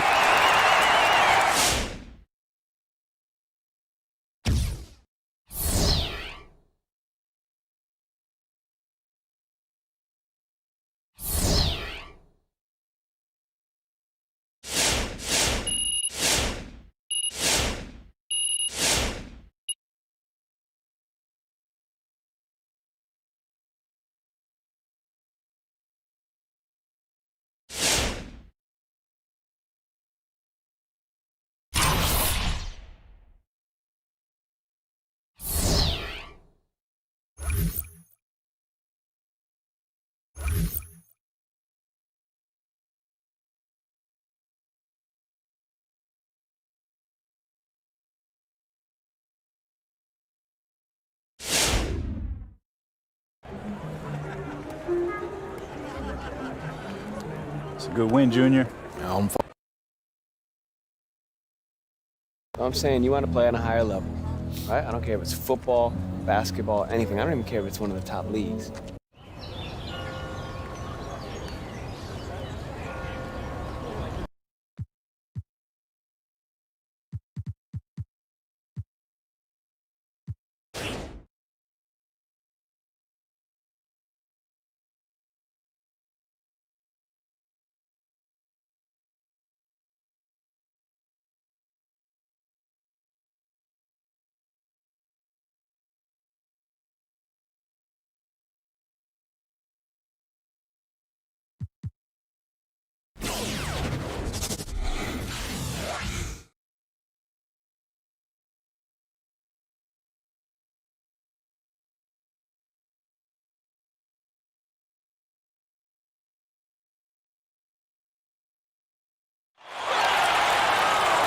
Welcome everyone to our presentation of college basketball brought to you by 2K Sports. In this game, we'll see the Villanova Wildcats against the Michigan State Spartans. I'm Forrest Hunt. Joining me are Clark Kellogg and Greg Anthony. And guys, does watching these games take you back to your college days? Absolutely it does. You instantly get caught back up in all the excitement, and it also doesn't hurt when those memories are taking you back to a championship season.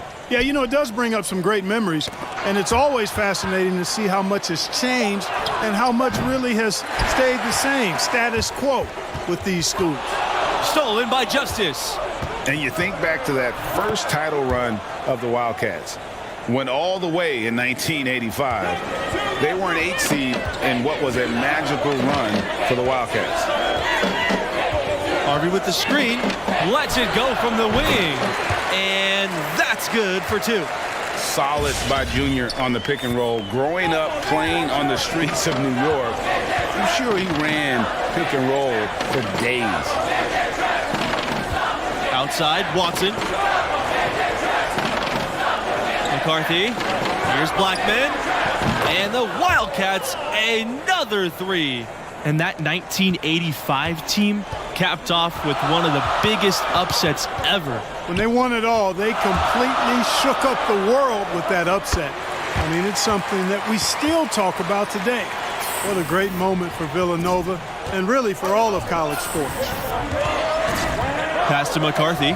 Fires the 3. And the Wildcats, another 3. Heads up play by Watson that time, whipping the pass to the open teammate. Smart play. Junior outside.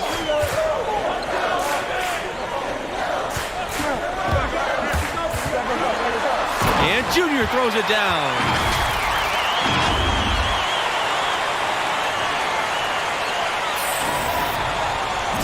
Now here's Watson. And without a doubt, Michigan State, a huge producer of NBA talent. Some huge names from the program throughout the years. You can always count on them to develop fantastic prospects. Now here's Charles.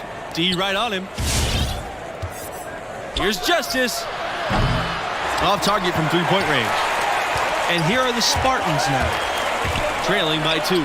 And for the Spartans, you guys, they produce players at all positions on a consistent basis. You know, the most recent big names from the Spartans program, Jaren Jackson Jr., Draymond Green, Gary Harris. But also, don't forget now, big Zach Randolph came through the program as well. And I think Michigan State has just done a really good job of finding excellent talent and then developing that talent.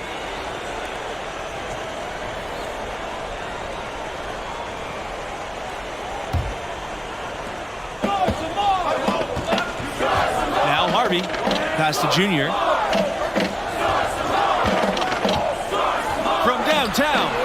Good on the triple. You know, you have to stretch the floor for the offense to flow smoothly, and Junior understands that, and he's doing his part. Fisher outside. Charles. And the foul called on Junior. That is his first foul of the game.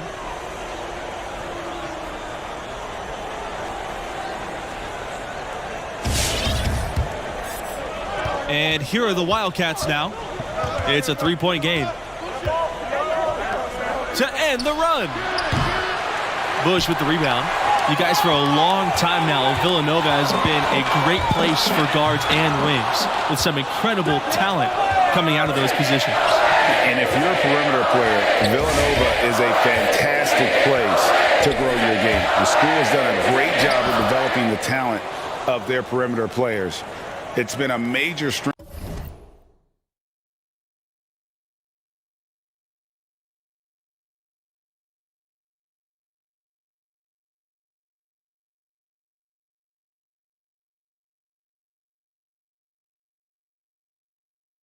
Of the program the last few decades. Junior outside, goes up, high post, out of bounds. It'll be the Wildcats ball. And that's just carelessness there. I mean, you have got to have your head in the game. And here are the Wildcats now. They trail by 1. Outside, Blackman. The tray. It drops for his 3rd basket. He's missed only 1 shot. Just such a well-rounded offensive player. He's got a little bit of everything. Junior outside. Here's the pick. Nice jump shot from the top of the key. Yeah, you know, Junior already knows how to get productive. I'm sure scouts are taking note of this guy's offensive upside. And it's Michigan State's ball.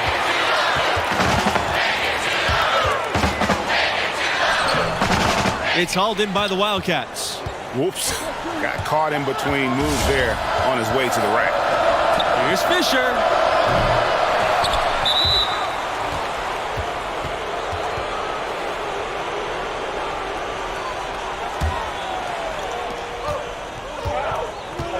Pass to Blackman.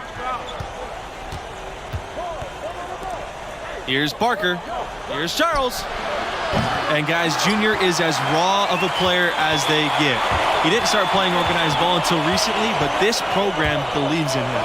And you know, he only played his senior year of high school as far as basketball goes, but that was enough to impress this coach to offer him a spot on the team. And you can see the raw athleticism and the skills are starting to come along nicely too. Now here's Charles. He hasn't scored yet. That, I'm sure, will change. On the wing, Junior. Blackman defending. And the call, it's going to be, an illegal screen. Yeah, another turnover there. But, guys, overall, they've taken really good care of the basketball. So both teams trailing.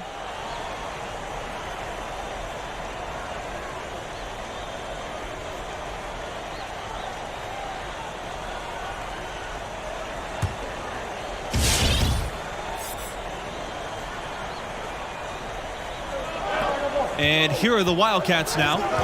Their biggest lead of the game was 9. And really, these are some of the toughest calls an official has to make. Yeah, but in this case, I think he got it right. I mean, the defender was still moving there and never really had good legal guarding position. He wasn't set. And that's good as he hits both shots. Now the Spartans with it. 8-point game. Junior outside. And Junior throws it down. Well, it's been a great time to be a Villanova fan recently. A couple of national titles in the last decade will do that for you. One of the best programs in the country at the moment.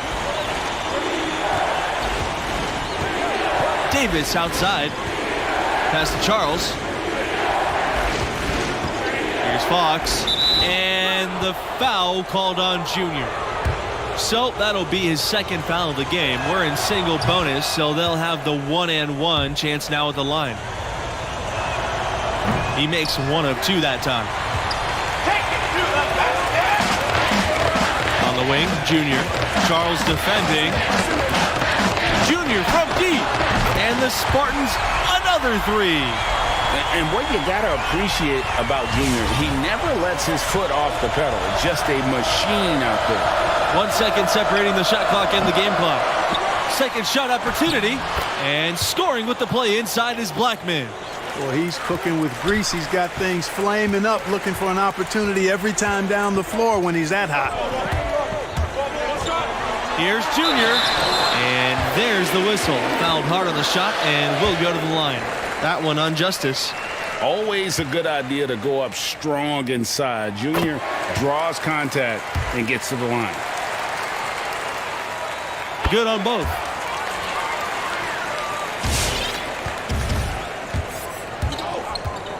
Pass to Justice.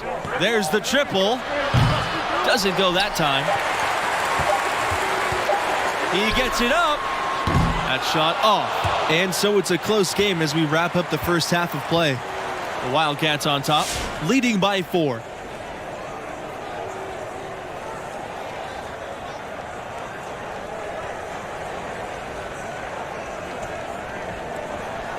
And about halfway through, what have you seen from Junior thus far? He's scoring with real efficiency, making it look pretty easy offensively. Great shot selection and an instinct for scoring the ball. His talent level is obvious, and he's having his way. You know, Michigan State has been absolutely dominant in Big Ten play. And, you know, it pains me as a Buckeye to admit that, but that's real talk. I mean, they have been superb and really one of the top programs in the nation for the last 20 years or so. The Wildcats leading. Charles with it. Still getting warmed up offensively. No buckets yet in the game for him. And the whistle blows. It's going to be on Red Thompson. That's foul number 2 for him. So it's the Wildcats now. Blackman. He's covered by Thompson. And it's Blackman missing. And I know it's not easy for you to admit the success of the Spartans, Clark, but as you said, they're a premier program. The Spartans have had 22 straight trips to the Big Dance. That's such an incredible feat for a program. What an outstanding job this school has done to be a pillar of the college hoop scene. Pass to Charles. Fires for 3. The shot, no good. Now the Spartans take it the other way. That's some more rugged play from them inside. They have a decent edge in rebounds thus far. And all that hard work on the boards needs to continue because that potentially may swing the game.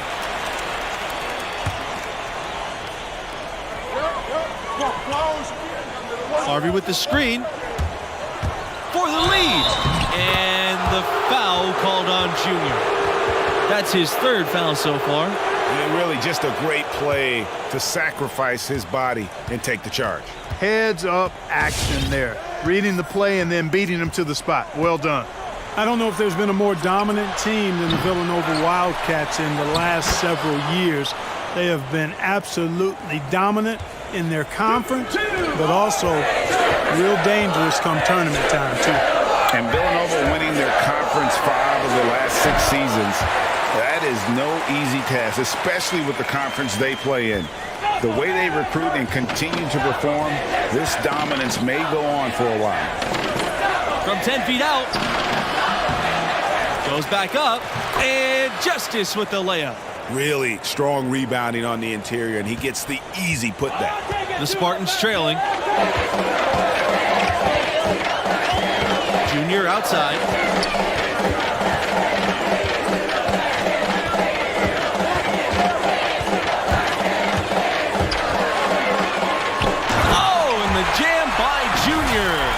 Like father, like son, and you've heard me say it before, folks, you can't run away from the DNA. Junior's fancy finishes take me back to his old man's playing days. Villanova calls timeout. Junior really making a difference here. They need to make some adjustments because he's absolutely scorching.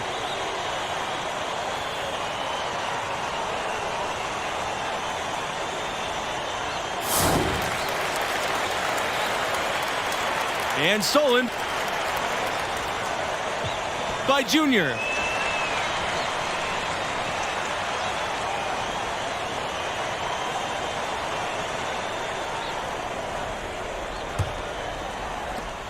Well, you look at the players that have been able to come out of Villanova and go on to successful pro careers. Really impressive, and I think it's a credit to the way the coaches teach the game and hold the players accountable. They're pro-ready when they get done playing at Villanova. The Spartans leading. Here's Junior. Charles grabs the board. And here are the Wildcats now. Pass to Fisher. Now Watson. Fisher. The shot's good. Watson making the play. There have been plenty of recent Wildcats in the NBA, you guys. Jalen Brunson, who won the AP Player of the Year award with Villanova. Guys like Eric Pascal, Amari Spellman, still have stars like Kyle Lowry going strong as well. Some great players have come through this school. and Junior gets it to go. Clearly, Junior has great confidence in that sweet mid-range jumper of his, as well he should. He's got the ability to knock that down all day long. The shot by Charles, no good. And he rushed that one, no doubt about it. The D out of position, you could see the frustration on his face. Junior outside. From about 16. And the Spartans getting another bucket right there. Villanova, part of the Philly Big Five. One of 5 schools in Philadelphia that is a hotbed for basketball talent. You think about the Big Five schools that reside in the Philadelphia area, and Villanova clearly has had the most success. Philadelphia is a great hotbed of basketball and recruiting. I tell you what, that whole area loves the sport, and there are always terrific players in the city. Inside, and it's Harvey with the jam. Good job that time by Junior. Solid ball movement, understanding, and even sensing when one of his guys was open there. The pass to Parker. Fisher. Offline with the 3. And here's Junior.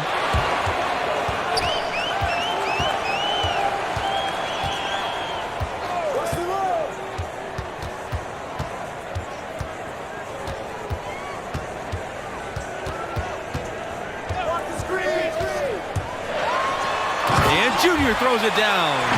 Well, Junior takes a lot of pride in slashing inside and finishing.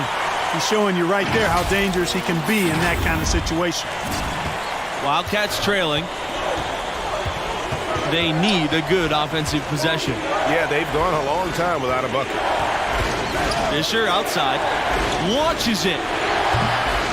That shot missing. Now the Spartans take it the other way. Well, I really like the package that Red Thompson has. He's not really flashy, but uber effective. He's a combo guard, has a real nose for scoring, can knock it down from outside or attack the rim effectively. 3 consecutive baskets have come right at the rim. The defense had better start buckling down and tightening up.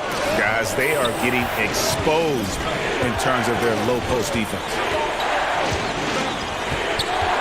Pass to Fisher. The 3. Harvey grabs the board. Speaking of Thompson, he doesn't give you much on defense, but his offense is the selling point. His defense should improve, but you can live with where he's at. Fortunately, he more than makes up for it with his skill set on the offensive end. He's a natural shot creator for himself as well as for others. Outside, Blackman. There's the screen. Poked away. They need this. It's hauled in by the Spartans. Solid job by them on the glass here tonight. +8 in rebounding. You know what? That rebound has always been a critical element of the game, and that's why they are now understanding how to win. At the next level, Junior's going to be asked to run a lot of screen and roll, and he's showing he's up to the task.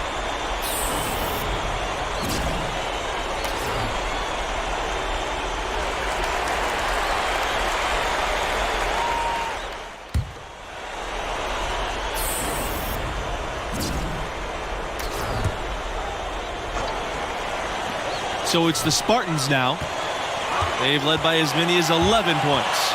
Given how players come and go from college teams, the only real consistency we get year to year are the coaches. Well, you know, that and the mascots. But absolutely, for a lot of these teams, coach is kind of the de facto star.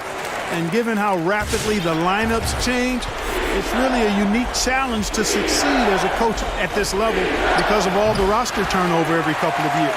I have to agree with that. You're constantly reshaping your approach in reaction to your latest recruits and losses. It's an impressive balancing act they have to pull off. Here's McCarthy. Here's Justice. Off on the layup.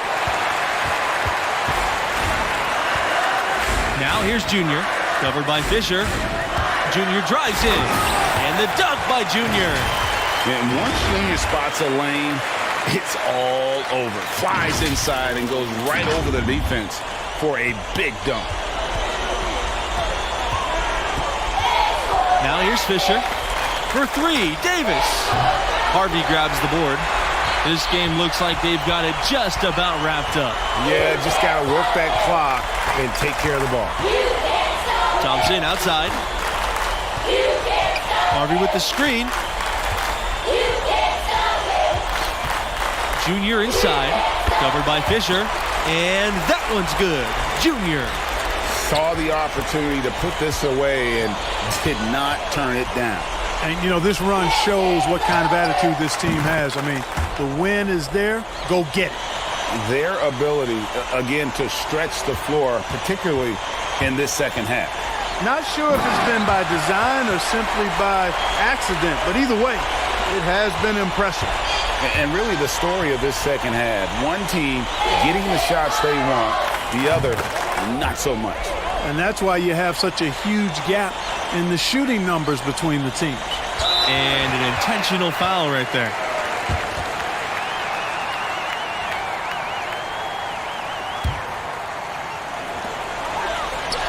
And that's an intentional foul.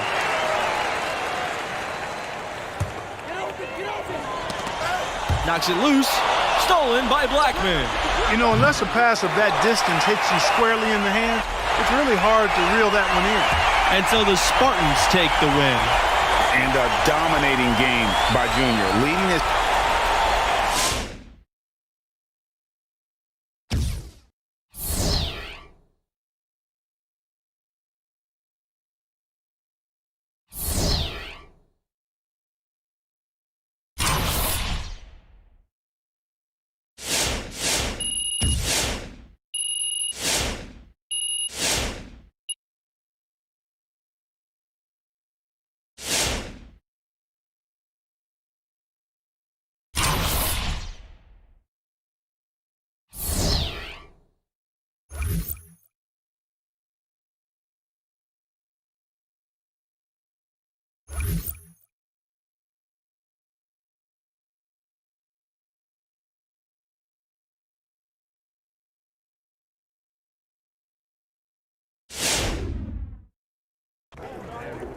Junior, why'd you dunk the ball like that?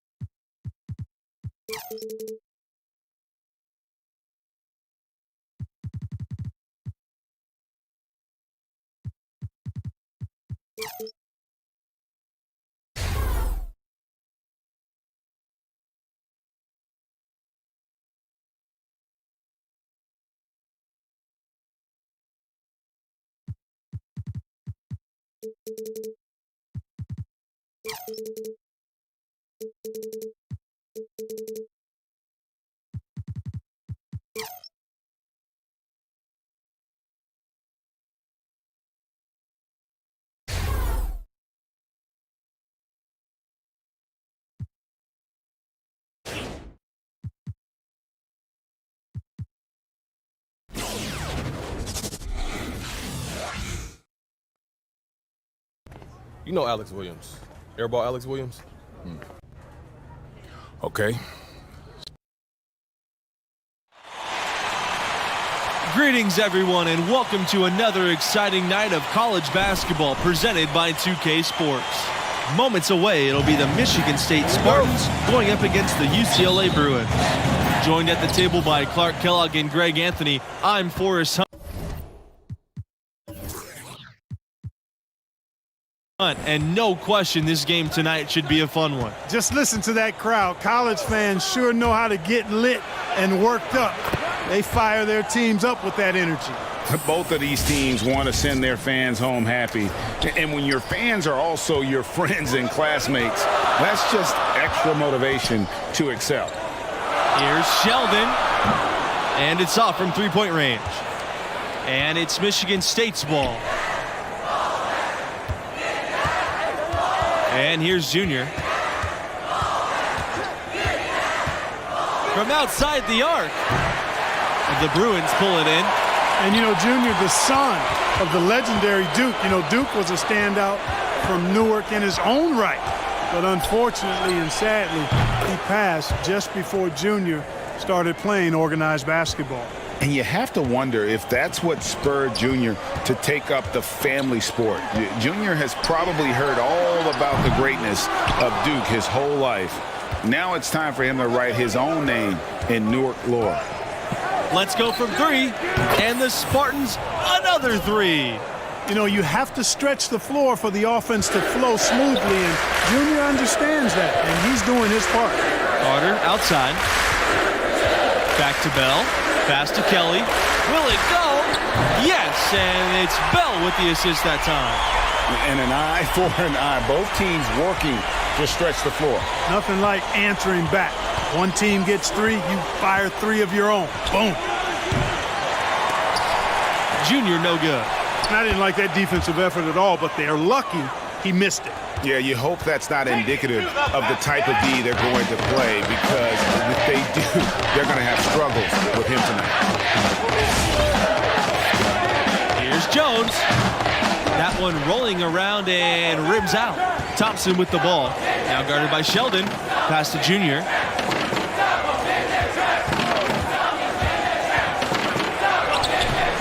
Jones with the defensive effort. You guys, when you look at the stretch UCLA had in the 60s and 70s, it all came from having dominant centers.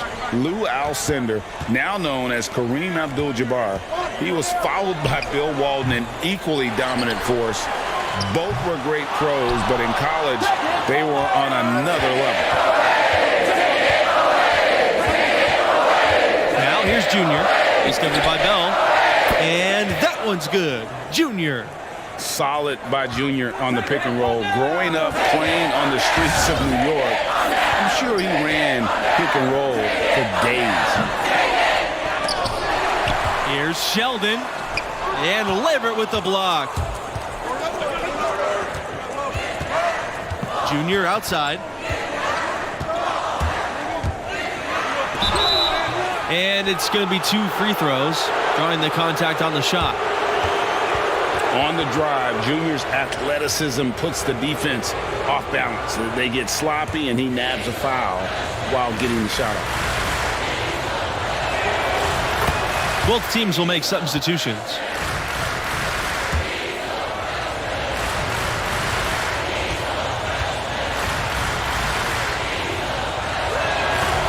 He doesn't get the second one. And guys, we're seeing Junior develop right before our eyes. With every game he plays, he's maturing more and more. A lot of the skills that take years for most players to master seem to come naturally for him. One of the most amazing moments in the history of UCLA, and there's a ton to choose from, was their incredible 88-game win streak. You know, I don't think we'll ever see anything like that again. The team was ranked #1 in the polls for about 2.5 years straight. It's hard to fathom a winning streak that long. Kudos to the UCLA Bruins. Pass to Kelly to the right side. Here's Martin to end the drought. UCLA again missing. And the well is running dry for him right now. Nothing falling. And, you know, you can sense his frustration. This is going to be a test of his resolve here. And it's Junior missing. Bell with it. He hasn't scored yet. That, I'm sure, will change. Kelly.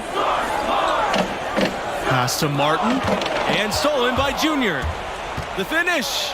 And Junior throws it down. Junior doing a great job bagging his own groceries there. Got the steal and then took it rack to rack for the finish. Here's Bell. Timeout called, the Bruins. They're trying to stem the tide here. Yeah, you know, they had to do something, anything to stop this run. You can't just let it go on any longer.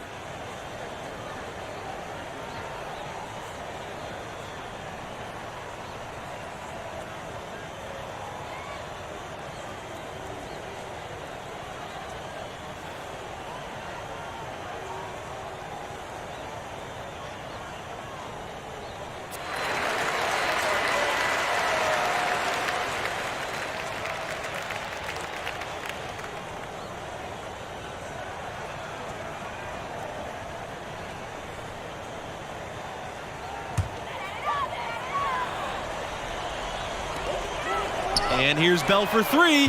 One up, one down. 2 points with his first shot of the game. Bell knew exactly how much time he had on that catch and shoot, and that's just good awareness, good court awareness there. Junior with it, now guarded by Sheldon. Now here's Junior. 16 points for him.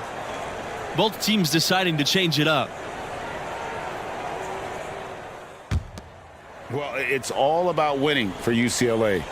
They own the record for the most titles in college hoops, an incredible 11 championship banners at their gym.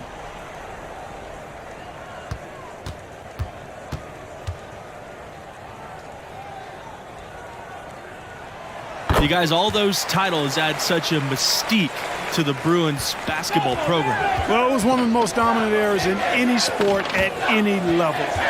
The Bruins won most of their titles in the 60s and 70s, and at one point they won 7 straight and 10 titles in 12 years, never to be repeated.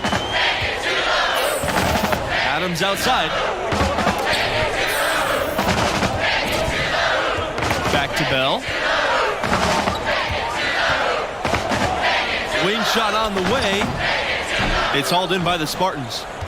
The biggest lead of the game was 15 points. And there's the pick. Junior outside. Inside. Weber. Score the basket. He's 2 for 2. Well, they've done a great job of getting into the middle of that defense and scoring in the paint. And that's why they're on this run. You get that close to the hoop, and it's a lot easier to make shots. Here's Carter. Kelly with a block. And they're able to recover. And out of bounds, the Spartans will take it. And the Spartans making a change here.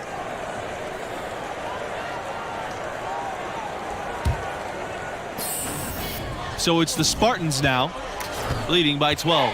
You guys, many are wondering if Junior is stepping into a leadership role with this team.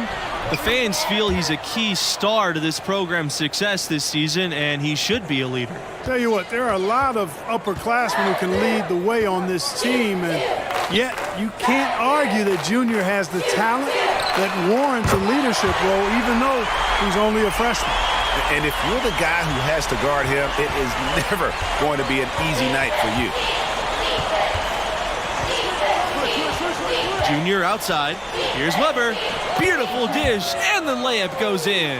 And that's 10 straight points in the paint. The defense is nowhere to be found. I think they've really got to start committing more bodies down low and really kind of close that area off defensively. Pass to Martin. Buckets. And the Bruins hit again from deep. These defenders had better start closing out on those shooters. That's 2 in a row, and we call that a streak. Junior outside. And Junior throws it down. Has been smooth sailing for Junior on offense, working hard to prove his big league potential is more than potential. It's a reality. And stolen by Junior. And Junior throws it down. Here's Bell. Pass to Buckets from deep. And another three for UCLA. Yeah, Bell has shown the ability to anticipate plays before they actually happen. Nice dish there. Kelly with a block. That'll do it for the first half. The Spartans on top, up by 11.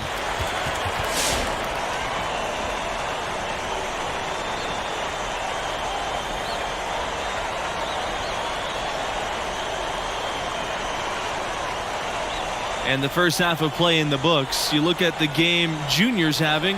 Talk about his numbers. He's scoring with real efficiency, making it look pretty easy offensively.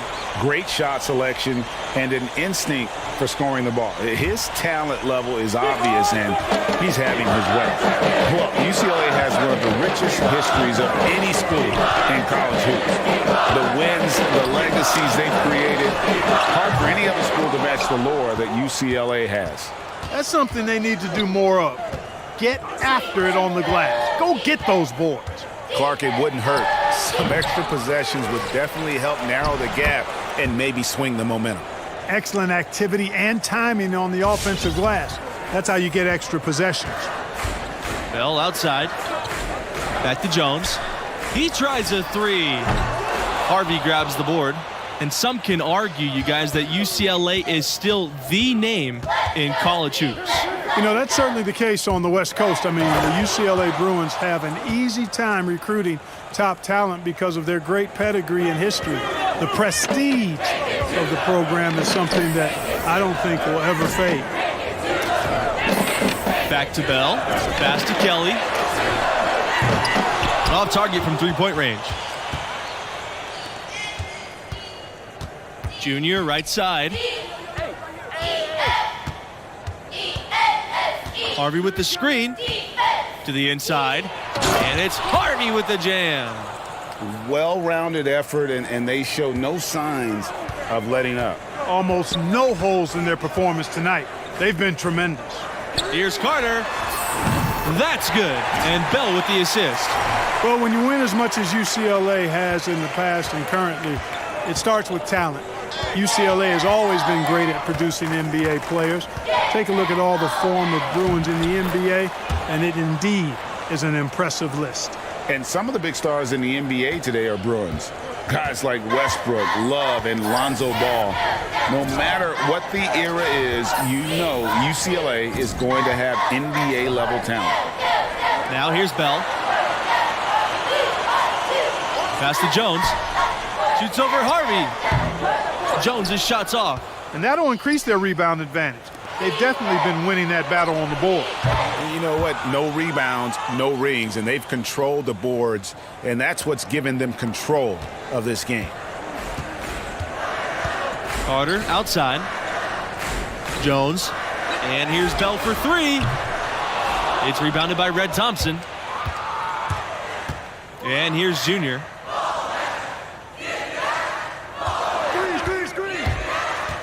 To the paint. Here's Harvey. And he was fouled in the act of shooting. Opportunity for a three-point play here. At the next level, Junior's going to be asked to run a lot of screen and roll, and he's showing he's up to the task.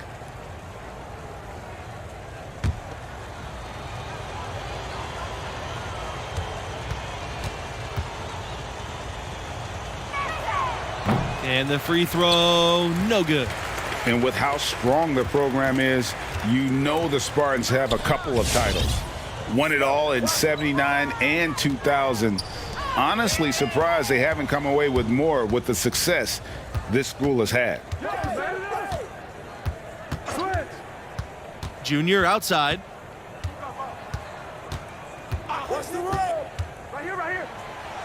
Oh, and the jam by Junior. Welcome to the Junior Show. An unreal dunk there. His team's bench is having a ball. And the Spartans have been the runner-up once as well. That was back in 2009. You know, what's really impressive is how often the Spartans get to the Final Four. I mean, 8 trips to that stage since 1999. And when Michigan State gets in the tournament, more than likely, they're going to be around for a while, making a deep run. And it's Harvey with the jam. Showing he has the ability to read a defense. Junior, fantastic pass to set up a teammate.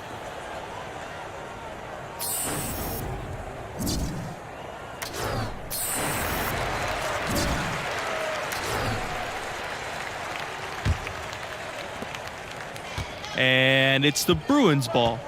Bell outside. McGee on the wing. Adams pass to Pavin.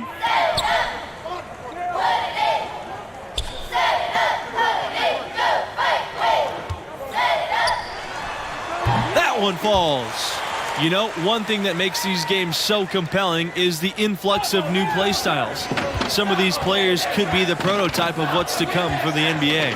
Well, these players all bring to the court the latest ideas and techniques, stuff they picked up online or in games with friends, and they're less afraid to try new things.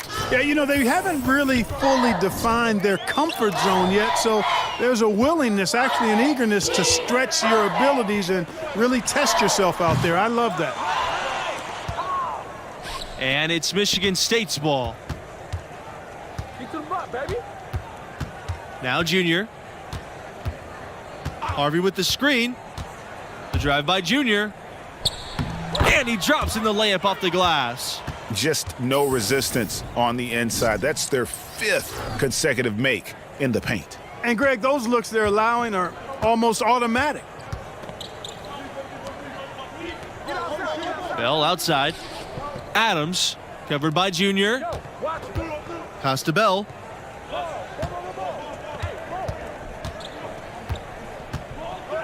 Here's Pavin. Jacks up the 3. McGee. Yet that's another miss for him. They're behind in this game largely because he shot so poorly. Junior with it. Adams covering. Weber.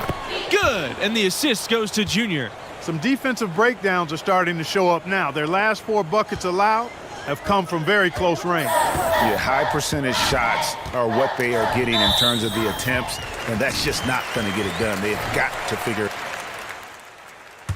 And so it's the Spartans taking care of business here in this one. And leading the way was Junior, who caught fire from long range, absolutely torched the opposition from out there. Piled up points in a hurry. And, of course, the attention he commanded from the perimeter created opportunities for his teammates as well. Simply put, he was special. And that'll do it. Thanks for joining us, and we'll see you next time. So long.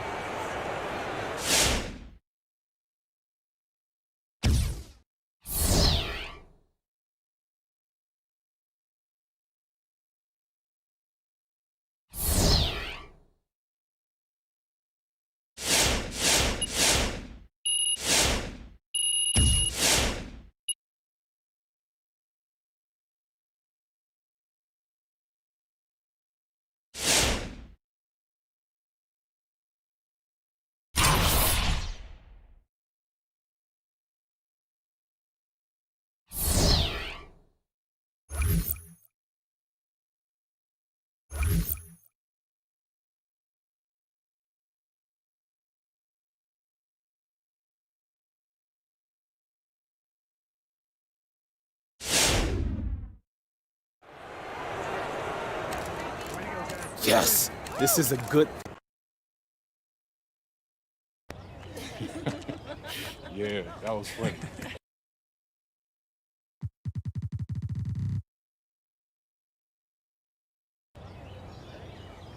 Okay, so.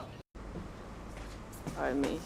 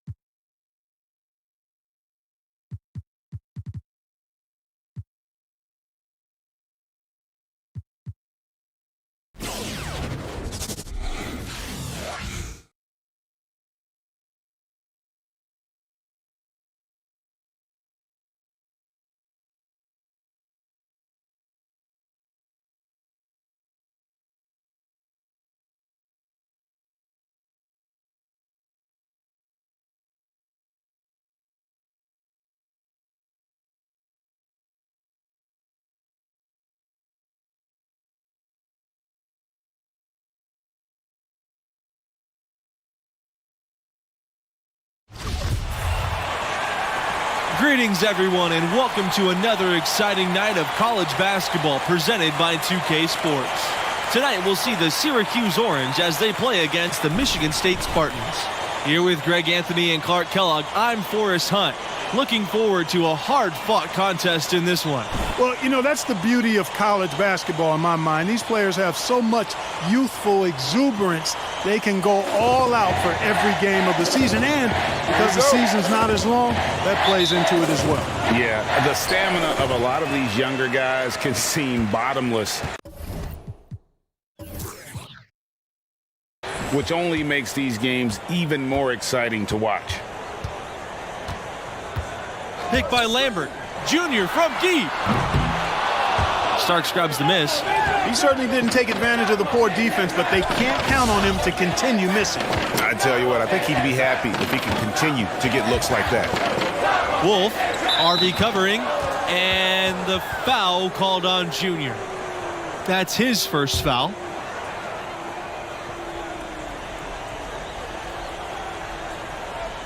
Spartans on D. Pass to Wolf. West drains it from beyond the arc. Well, for a long time, Syracuse has been a major player in college hoops. They've been a tough competitor since the 70s. Very rarely will they not be a presence in the tournament at the end of the season. Both teams running perimeter-oriented plays that are working. Greg, we've got a three-point battle taking shape here.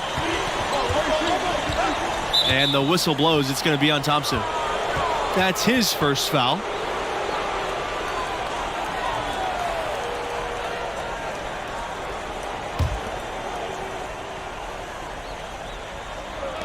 And the Orange with possession here. Here's Miller. Again, the Orange good for two. As you said with the Orange, they've been successful for decades. When you think about program cornerstones, you've got to think Dave Bing for the Syracuse Orange. I mean, this Hall of Famer spent 3 years with the Orange and was dominant in his time. I really believe he laid the first foundational bricks for what became an outstanding basketball program at Syracuse. Pass to Wolf. James, covered by Junior.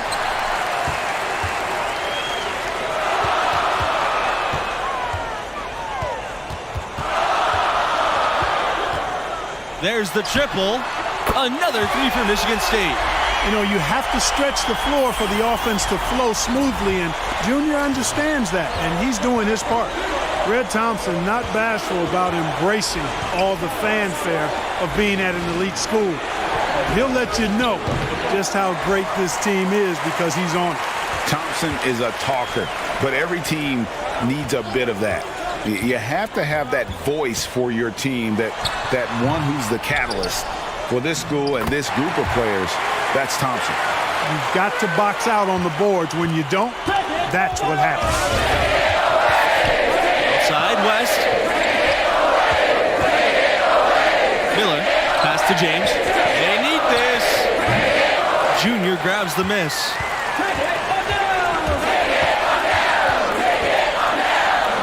The dunk by Junior. Emphatic throwdown that time by Junior. You watch this guy play, and you can see the grit. You can almost feel it. He developed that grit growing up in Newark, New Jersey.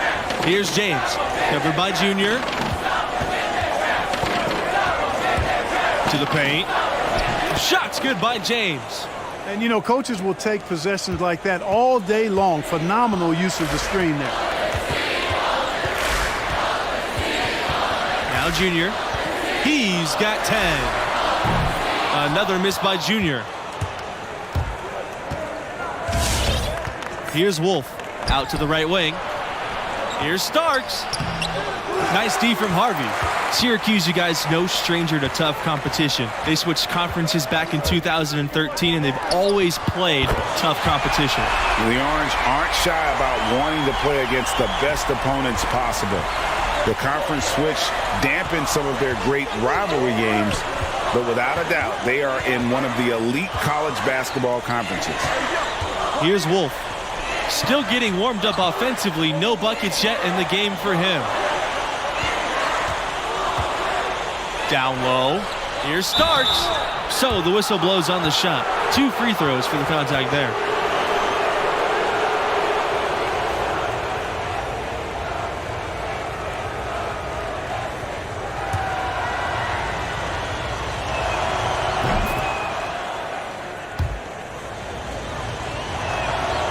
Off on that one, so he goes 1 for 2 from the line.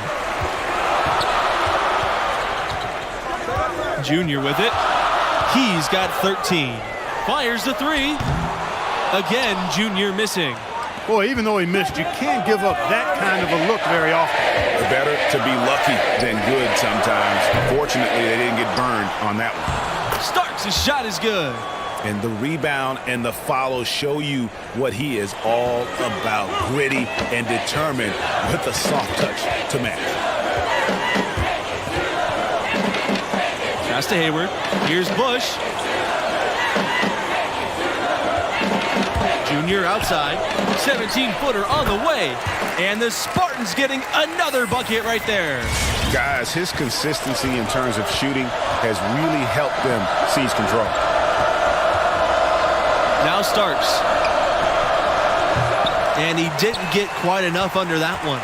Well, you know, the Orange have one title for all their success in college hoops, and they've had plenty over the years. They got it done in 2003, crowned as champions. Melo led the way. It was an absolutely fantastic tournament run and really was a crowning achievement for the program. The Orange trail. Dean outside. There's the 3. And again, it's Syracuse with a 3. Hey, man, no hesitation by Dean there. The moment the Orange get him the rock, he's ready to let it fly and knock it down. He's off on that one. And it's the Orange taking it the other way. Outside, Nelson. Back to Miller. Dean on the wing. Launches a 3. Rebound by the Spartans. Their biggest lead of the game was 9. And you guys, beyond Melo, there were a handful of other players on that team that would go on to play pro ball. They beat some tough teams in the tournament as well.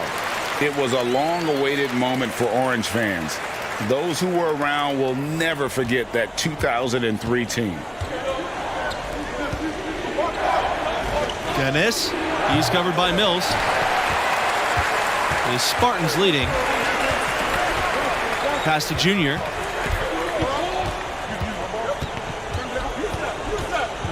They set the pick. Inside. Here's Bush. Yes! And it's Junior picking up the assist. I don't think there's any question about it. Carmelo Anthony, clearly the most famous Orange graduate. But you know what? There have been a fair amount of NBA players that have come from that program as well. Syracuse will usually have a player or two that could play at the next level. Often they'll recruit players who will be great in college. And a lot of their best players have stuck around for 4 years because of that. Junior from deep. Another 3 for Michigan State. Well, I like the fact that competition seems to bring the best out of Junior. Very good-looking young player. And the Orange call time here. And team strategies closely guarded. One aspect of the game the fans aren't always privy to. Yeah, typically there's some type of adjustment made out of a timeout. It might be major or it could be just a slight tweak.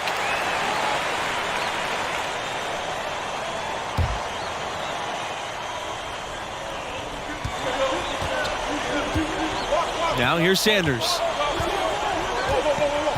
Pass to James. Back to Sanders. Shoots the 3. Kelly with the rebound. Junior outside. Harvey with the screen. Junior with it. Sanders covering. And there's the whistle on the shot. Took the foul. Shot misses, and he'll shoot 2. As they say on the playground, I ain't scared. Junior taking it hard to the bucket. No fear in that young man. You know, one thing that Syracuse has really contributed to basketball is their zone defense. As a matter of fact, it's hard to watch a team play 2-3 zone and not think about Syracuse. They've played that defense effectively for as long as Boeheim has been the coach there. For a long time, it was a hallmark of the Orange.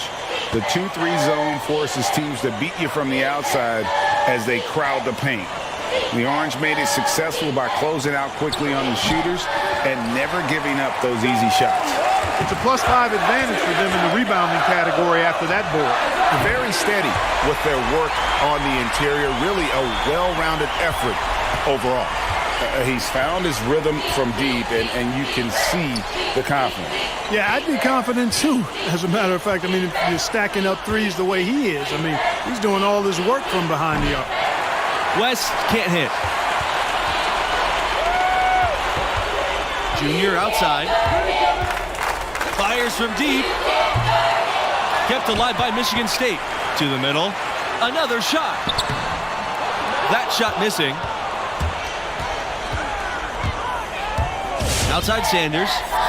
West to the inside. Stolen by Harvey. And here's Junior. He's got 27. Down low. And stolen by Sanders. Syracuse has one title to its name, but a lot of near misses too. Clearly, you look at the tournament history for the Orange, a lot of highs and lows for sure. Harvey with the screen. Here's Junior. And the dunk by Junior. Look out now. Junior is hot and feeling it right now.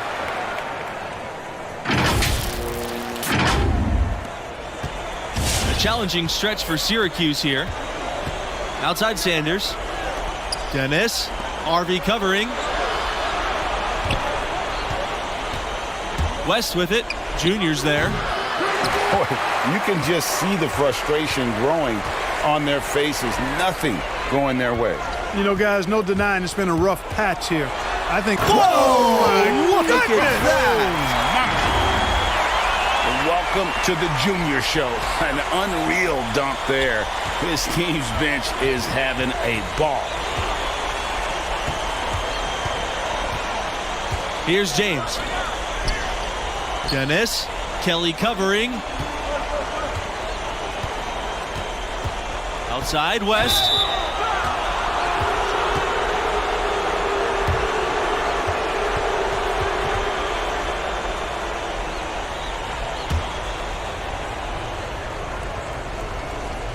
And no problem on the first free throw. A dominating first half of play, and so far it hasn't been close. The Spartans on top. They lead by 18.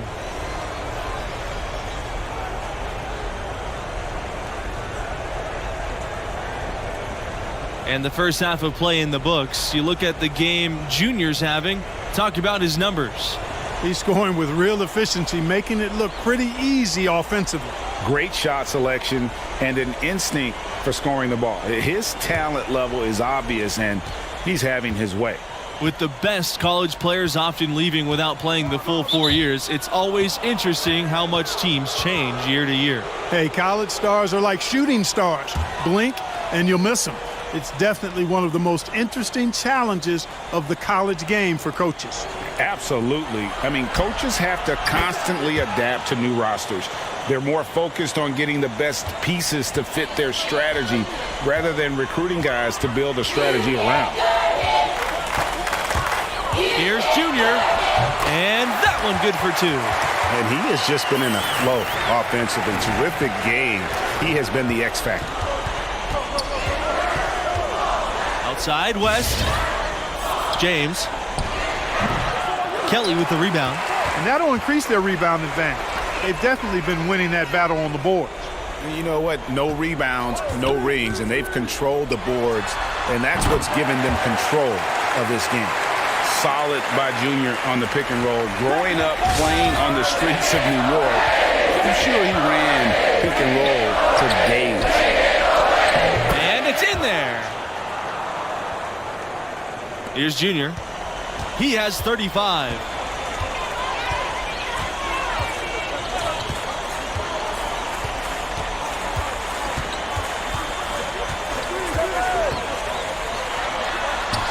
And the shot goes down. And I like that they're not settling. Hitting the ball on the interior, 8 of their last 10 coming that way. Sometimes you just got to man up and take a tough foul in order to stop these free runs to the rim. A contributor to any team's success is the chemistry on the floor between the players. Do you guys think the brevity of college careers makes it harder to build those bonds?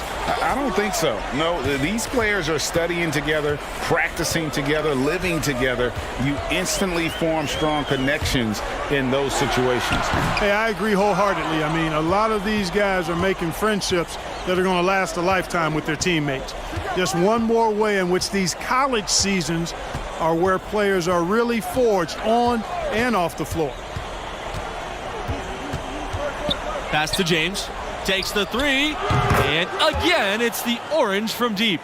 It's important that you have big men who can shoot in this day and age, and this guy can really stretch the floor.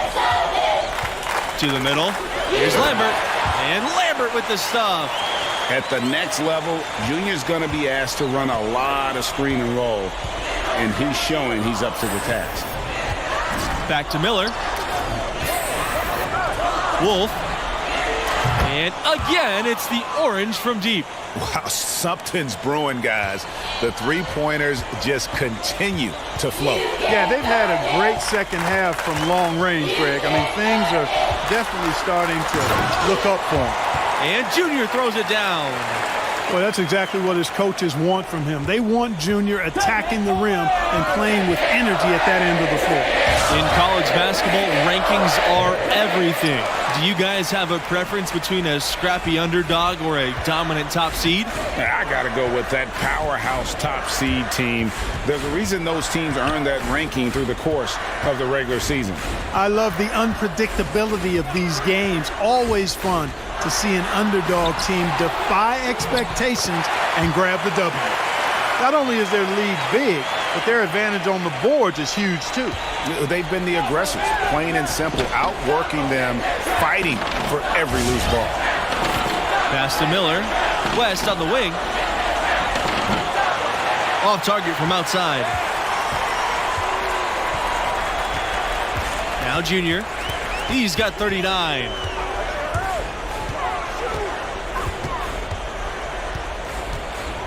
Harvey with the screen. Junior outside. 6 on the shot clock. To the paint. Starks with the steal. Up top, Miller. Covered by Junior. It's Miller with the drive. And so he draws the foul on the shot. Trip to the line to shoot 2. And the orange making a change here.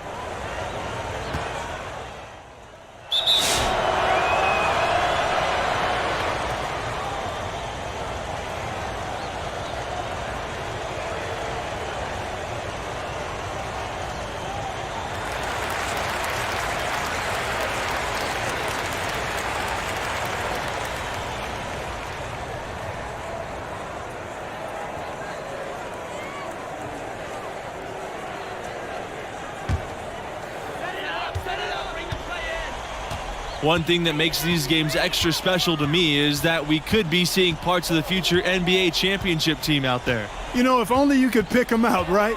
Forecast the future a bit. I agree. That question in the back of your mind, is this a future MVP? Adds another layer of interest. It's tough to think about how many of these players have that dream for themselves, knowing only the very best are going to take that next step and join the league. Pass to Junior. And the dunk by Junior. Well, Junior takes a lot of pride in slashing inside and finishing. He's showing you right there how dangerous he can be in that kind of situation. Outside, West. It's Nelson on the wing. Offline with the 3. This has been a one-sided affair. Yeah, they've done a nice job of extending their lead and maintaining that intensity level. Count that one. Excellent shot selection there from Junior. He has a great feel offensively, so his teammates have that trust in his game. West, Sanders defending. Here's Nelson. Syracuse, no good that time either. Junior drives in, and the dunk by Junior. Offensively, defensively, they are in total control. And don't leave out the coaching staff here now. I mean, their game plan has been perfect. The spectacle of college basketball is certainly one of its big draws.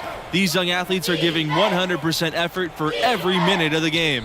That's why I think you get such an exciting pace for these games at this level. These players are really hungry to go out there and prove themselves on the big national stage. Yeah, every player on the floor is looking to have a career-making performance. Who knows? Could be some NBA scouts out there in the crowd tonight.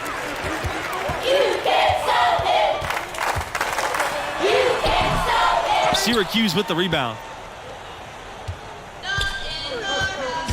West with it. Outside Sanders. West. Inside.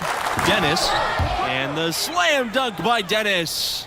And that's a good glimpse of Kai's tremendous court vision. Sees the open man and gets it to him before the D has a chance to react.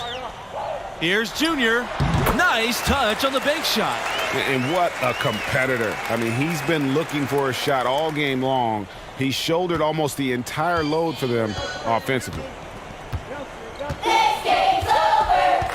Outside West.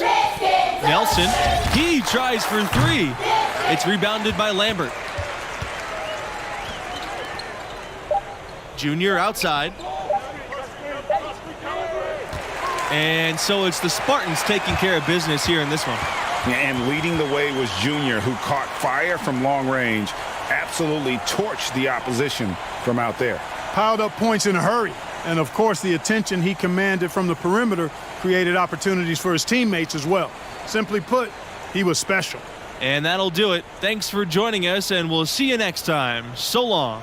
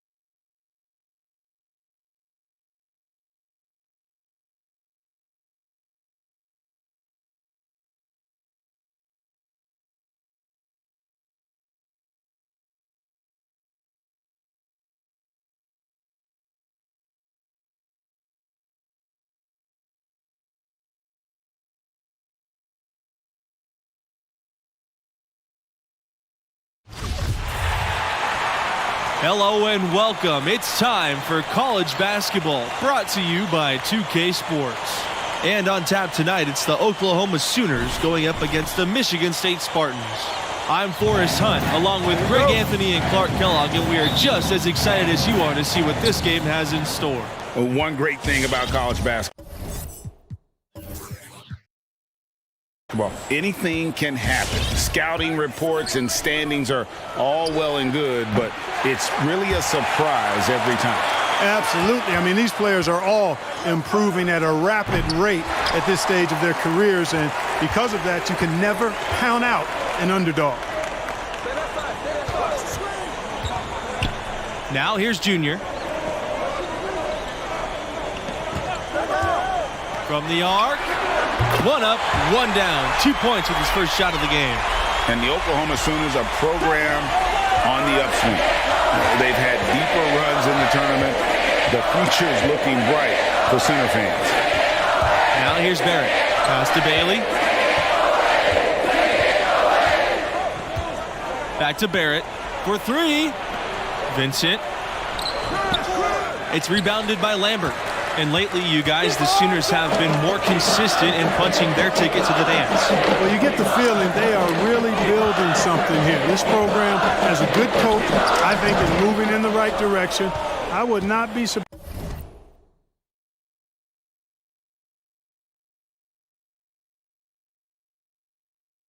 to see them as a dominant force for the next decade or so. Bailey, no good. And here's Junior.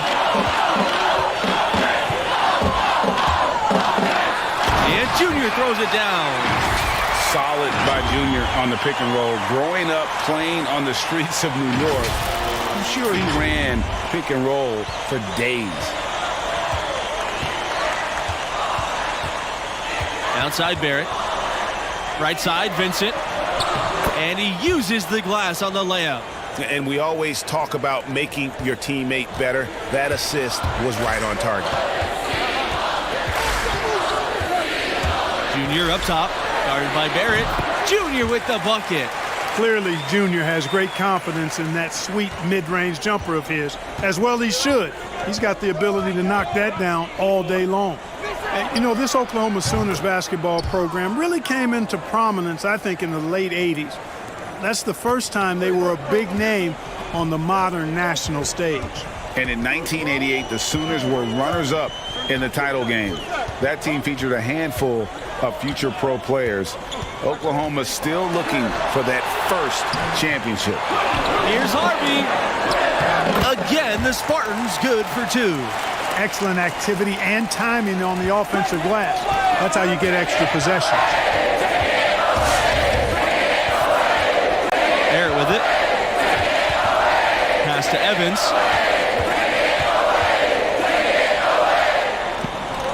Here's Bailey. Back to Evans. Barrett with it. The three. And another three for Oklahoma. Hey, I'm stating the obvious here, but he was very comfortable taking that shot. Not a defender in sight. Junior with it. Now Vincent defending. And he hits it and gets hacked. A three-point possibility if he can convert the free throw. Well, he's cooking with grease. He's got things flaming up, looking for an opportunity every time down the floor when he's that hot. Oklahoma trailing. Pass to Wong. The 19-foot shot. And Oklahoma again with the bucket. And the Sooners, you guys, known more for their football program, of course, but their fans do love all sports. You know, the football program has a more storied past, but Sooner fans love any competition, and sports get top billing in the Sooner State. From deep. Junior grabs the miss. And the Spartans with possession here. They set the pick. Good on the baseline, Jay. We know Junior takes scoring the ball very seriously, especially when he gets these kinds of looks. Outside, Norris. Pass to Barrett. Back to Norris. Expanding his range. Bush with the rebound. The Spartans leading. Now Junior. He's got 12.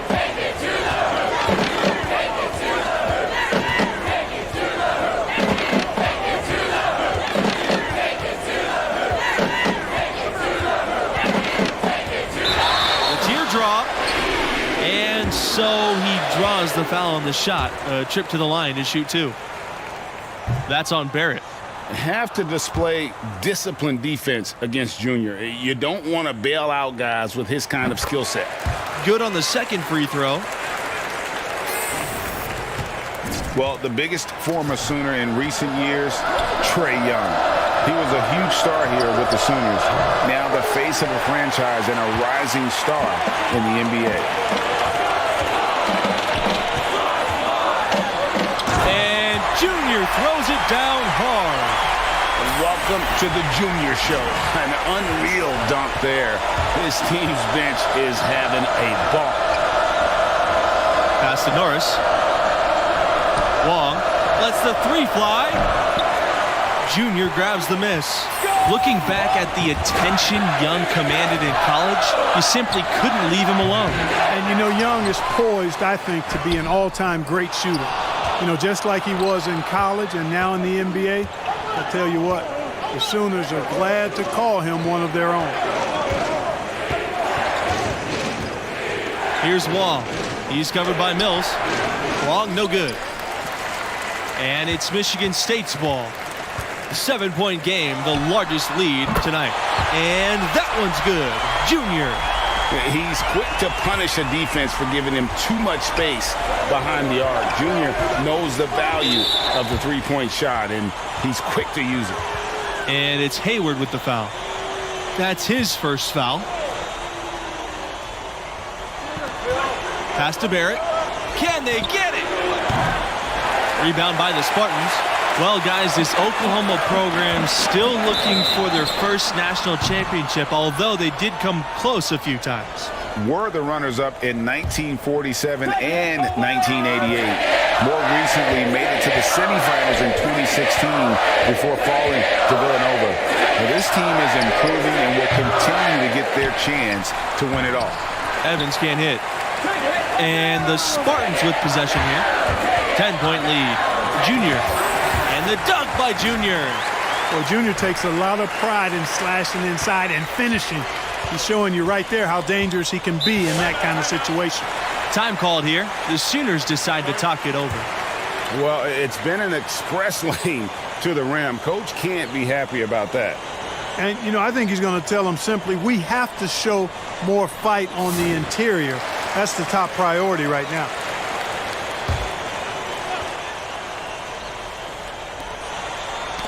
Poked away. Pass to Bailey. Conley.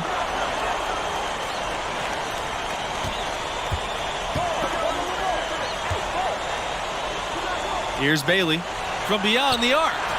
Connects from three-point range. You know, maybe he's not one of the elite sharpshooters, but even still, that's not a shot that D can afford to give him. The drive by Junior.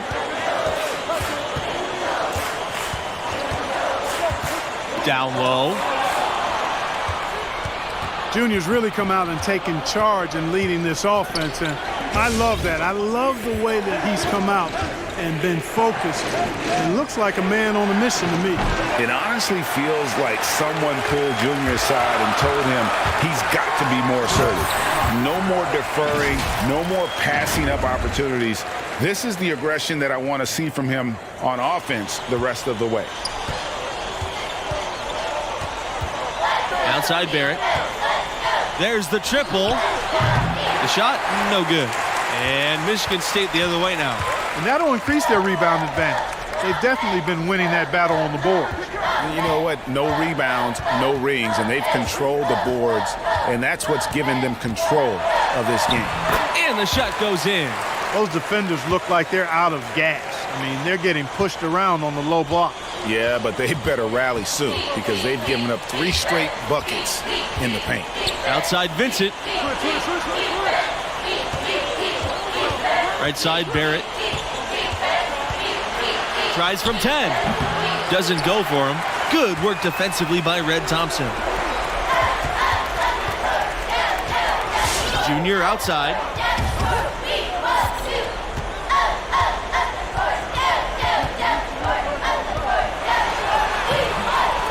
It's rebounded by Barrett. So it's Oklahoma now, trailing by 13.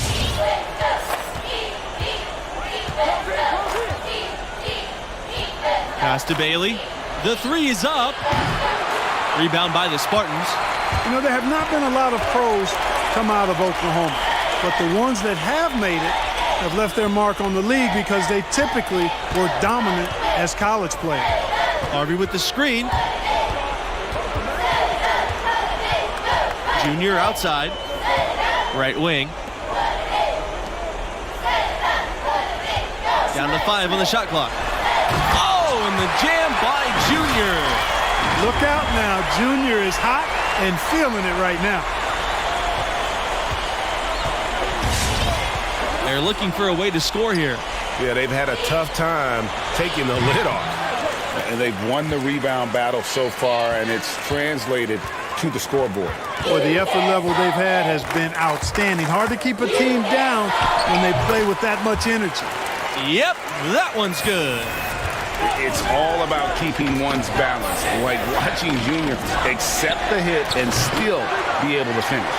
Their rebounding has been off the charts today, guys. Reason number one, this game is out of hand. Exactly, Clark. Their lead is not surprising given their advantage on the backboard.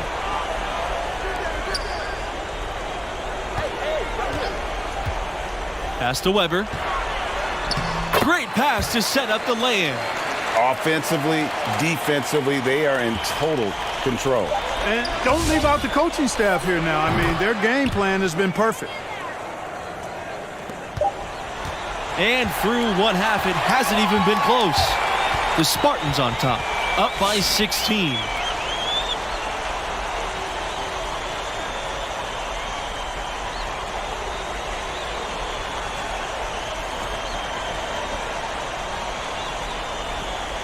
And through the first half of play, what about Junior's performance stands out? He has been unstoppable at the offensive end, scoring with ease. Well, he has a knack for putting the ball in the bucket, and until the defense manages to slow him down, they'll keep getting the ball in his hands. You can't guard him. Junior outside. And he can't hit that time. And Oklahoma will go the other way with it. Here's Bailey. Puts up a three. Conley, no good. That's a look you cannot pass up. It's also one you shouldn't miss. Here's Junior. Oh, and the jam by Junior. Well, I tell you what, his football background early in high school, he played on the gridiron, so Junior is no stranger to initiating and embracing contact. Outside Vincent. Barrett.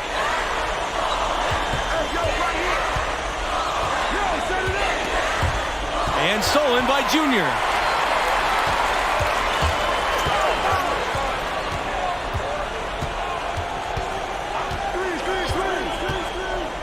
Inside. Laid in with a nice touch off the glass. These defenders look overmatched right now, especially inside. Well, they've given up 10 of the last 12 points from close range, so I'd have to agree with you, partner. Barrett with it. Junior's there. Pass to Bailey. Now Evans. Over to the wing. They get a hand on it. Out of bounds. Sooners ball as Oklahoma keeps possession.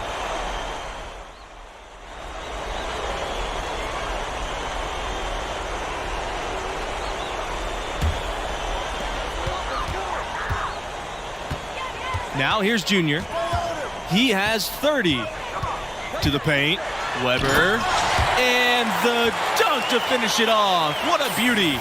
Good job that time by Junior. Solid ball movement, understanding, and even sensing when one of his guys was open there. Norris's shot is off.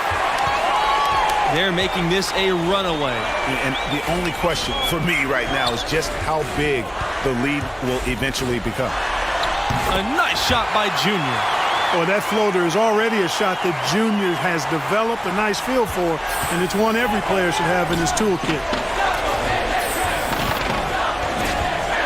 Here's Conley. And the whistle blows. It's going to be on Red Thompson. That is his first foul of the game.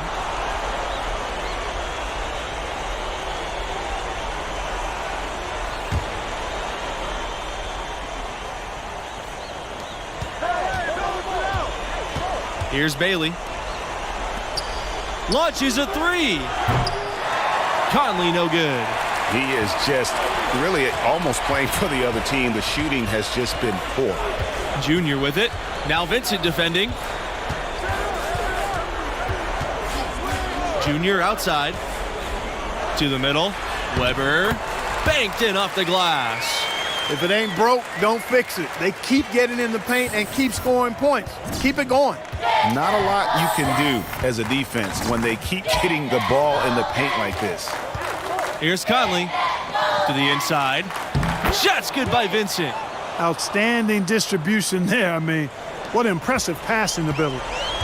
Now the Spartans with it. Junior outside. Harvey. Junior outside. Down low. Well-timed pass, and he goes straight to the bucket for the layup. Excellent ball movement there, guys. And that's keyed this run. Passing it with purpose. The D hasn't been able to keep up. And the whistle blows. It's going to be on Red Thompson. That's foul number 2 for him.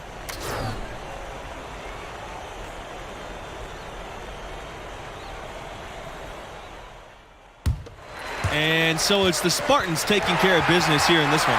And without question, Junior was the driving force. He set the tone.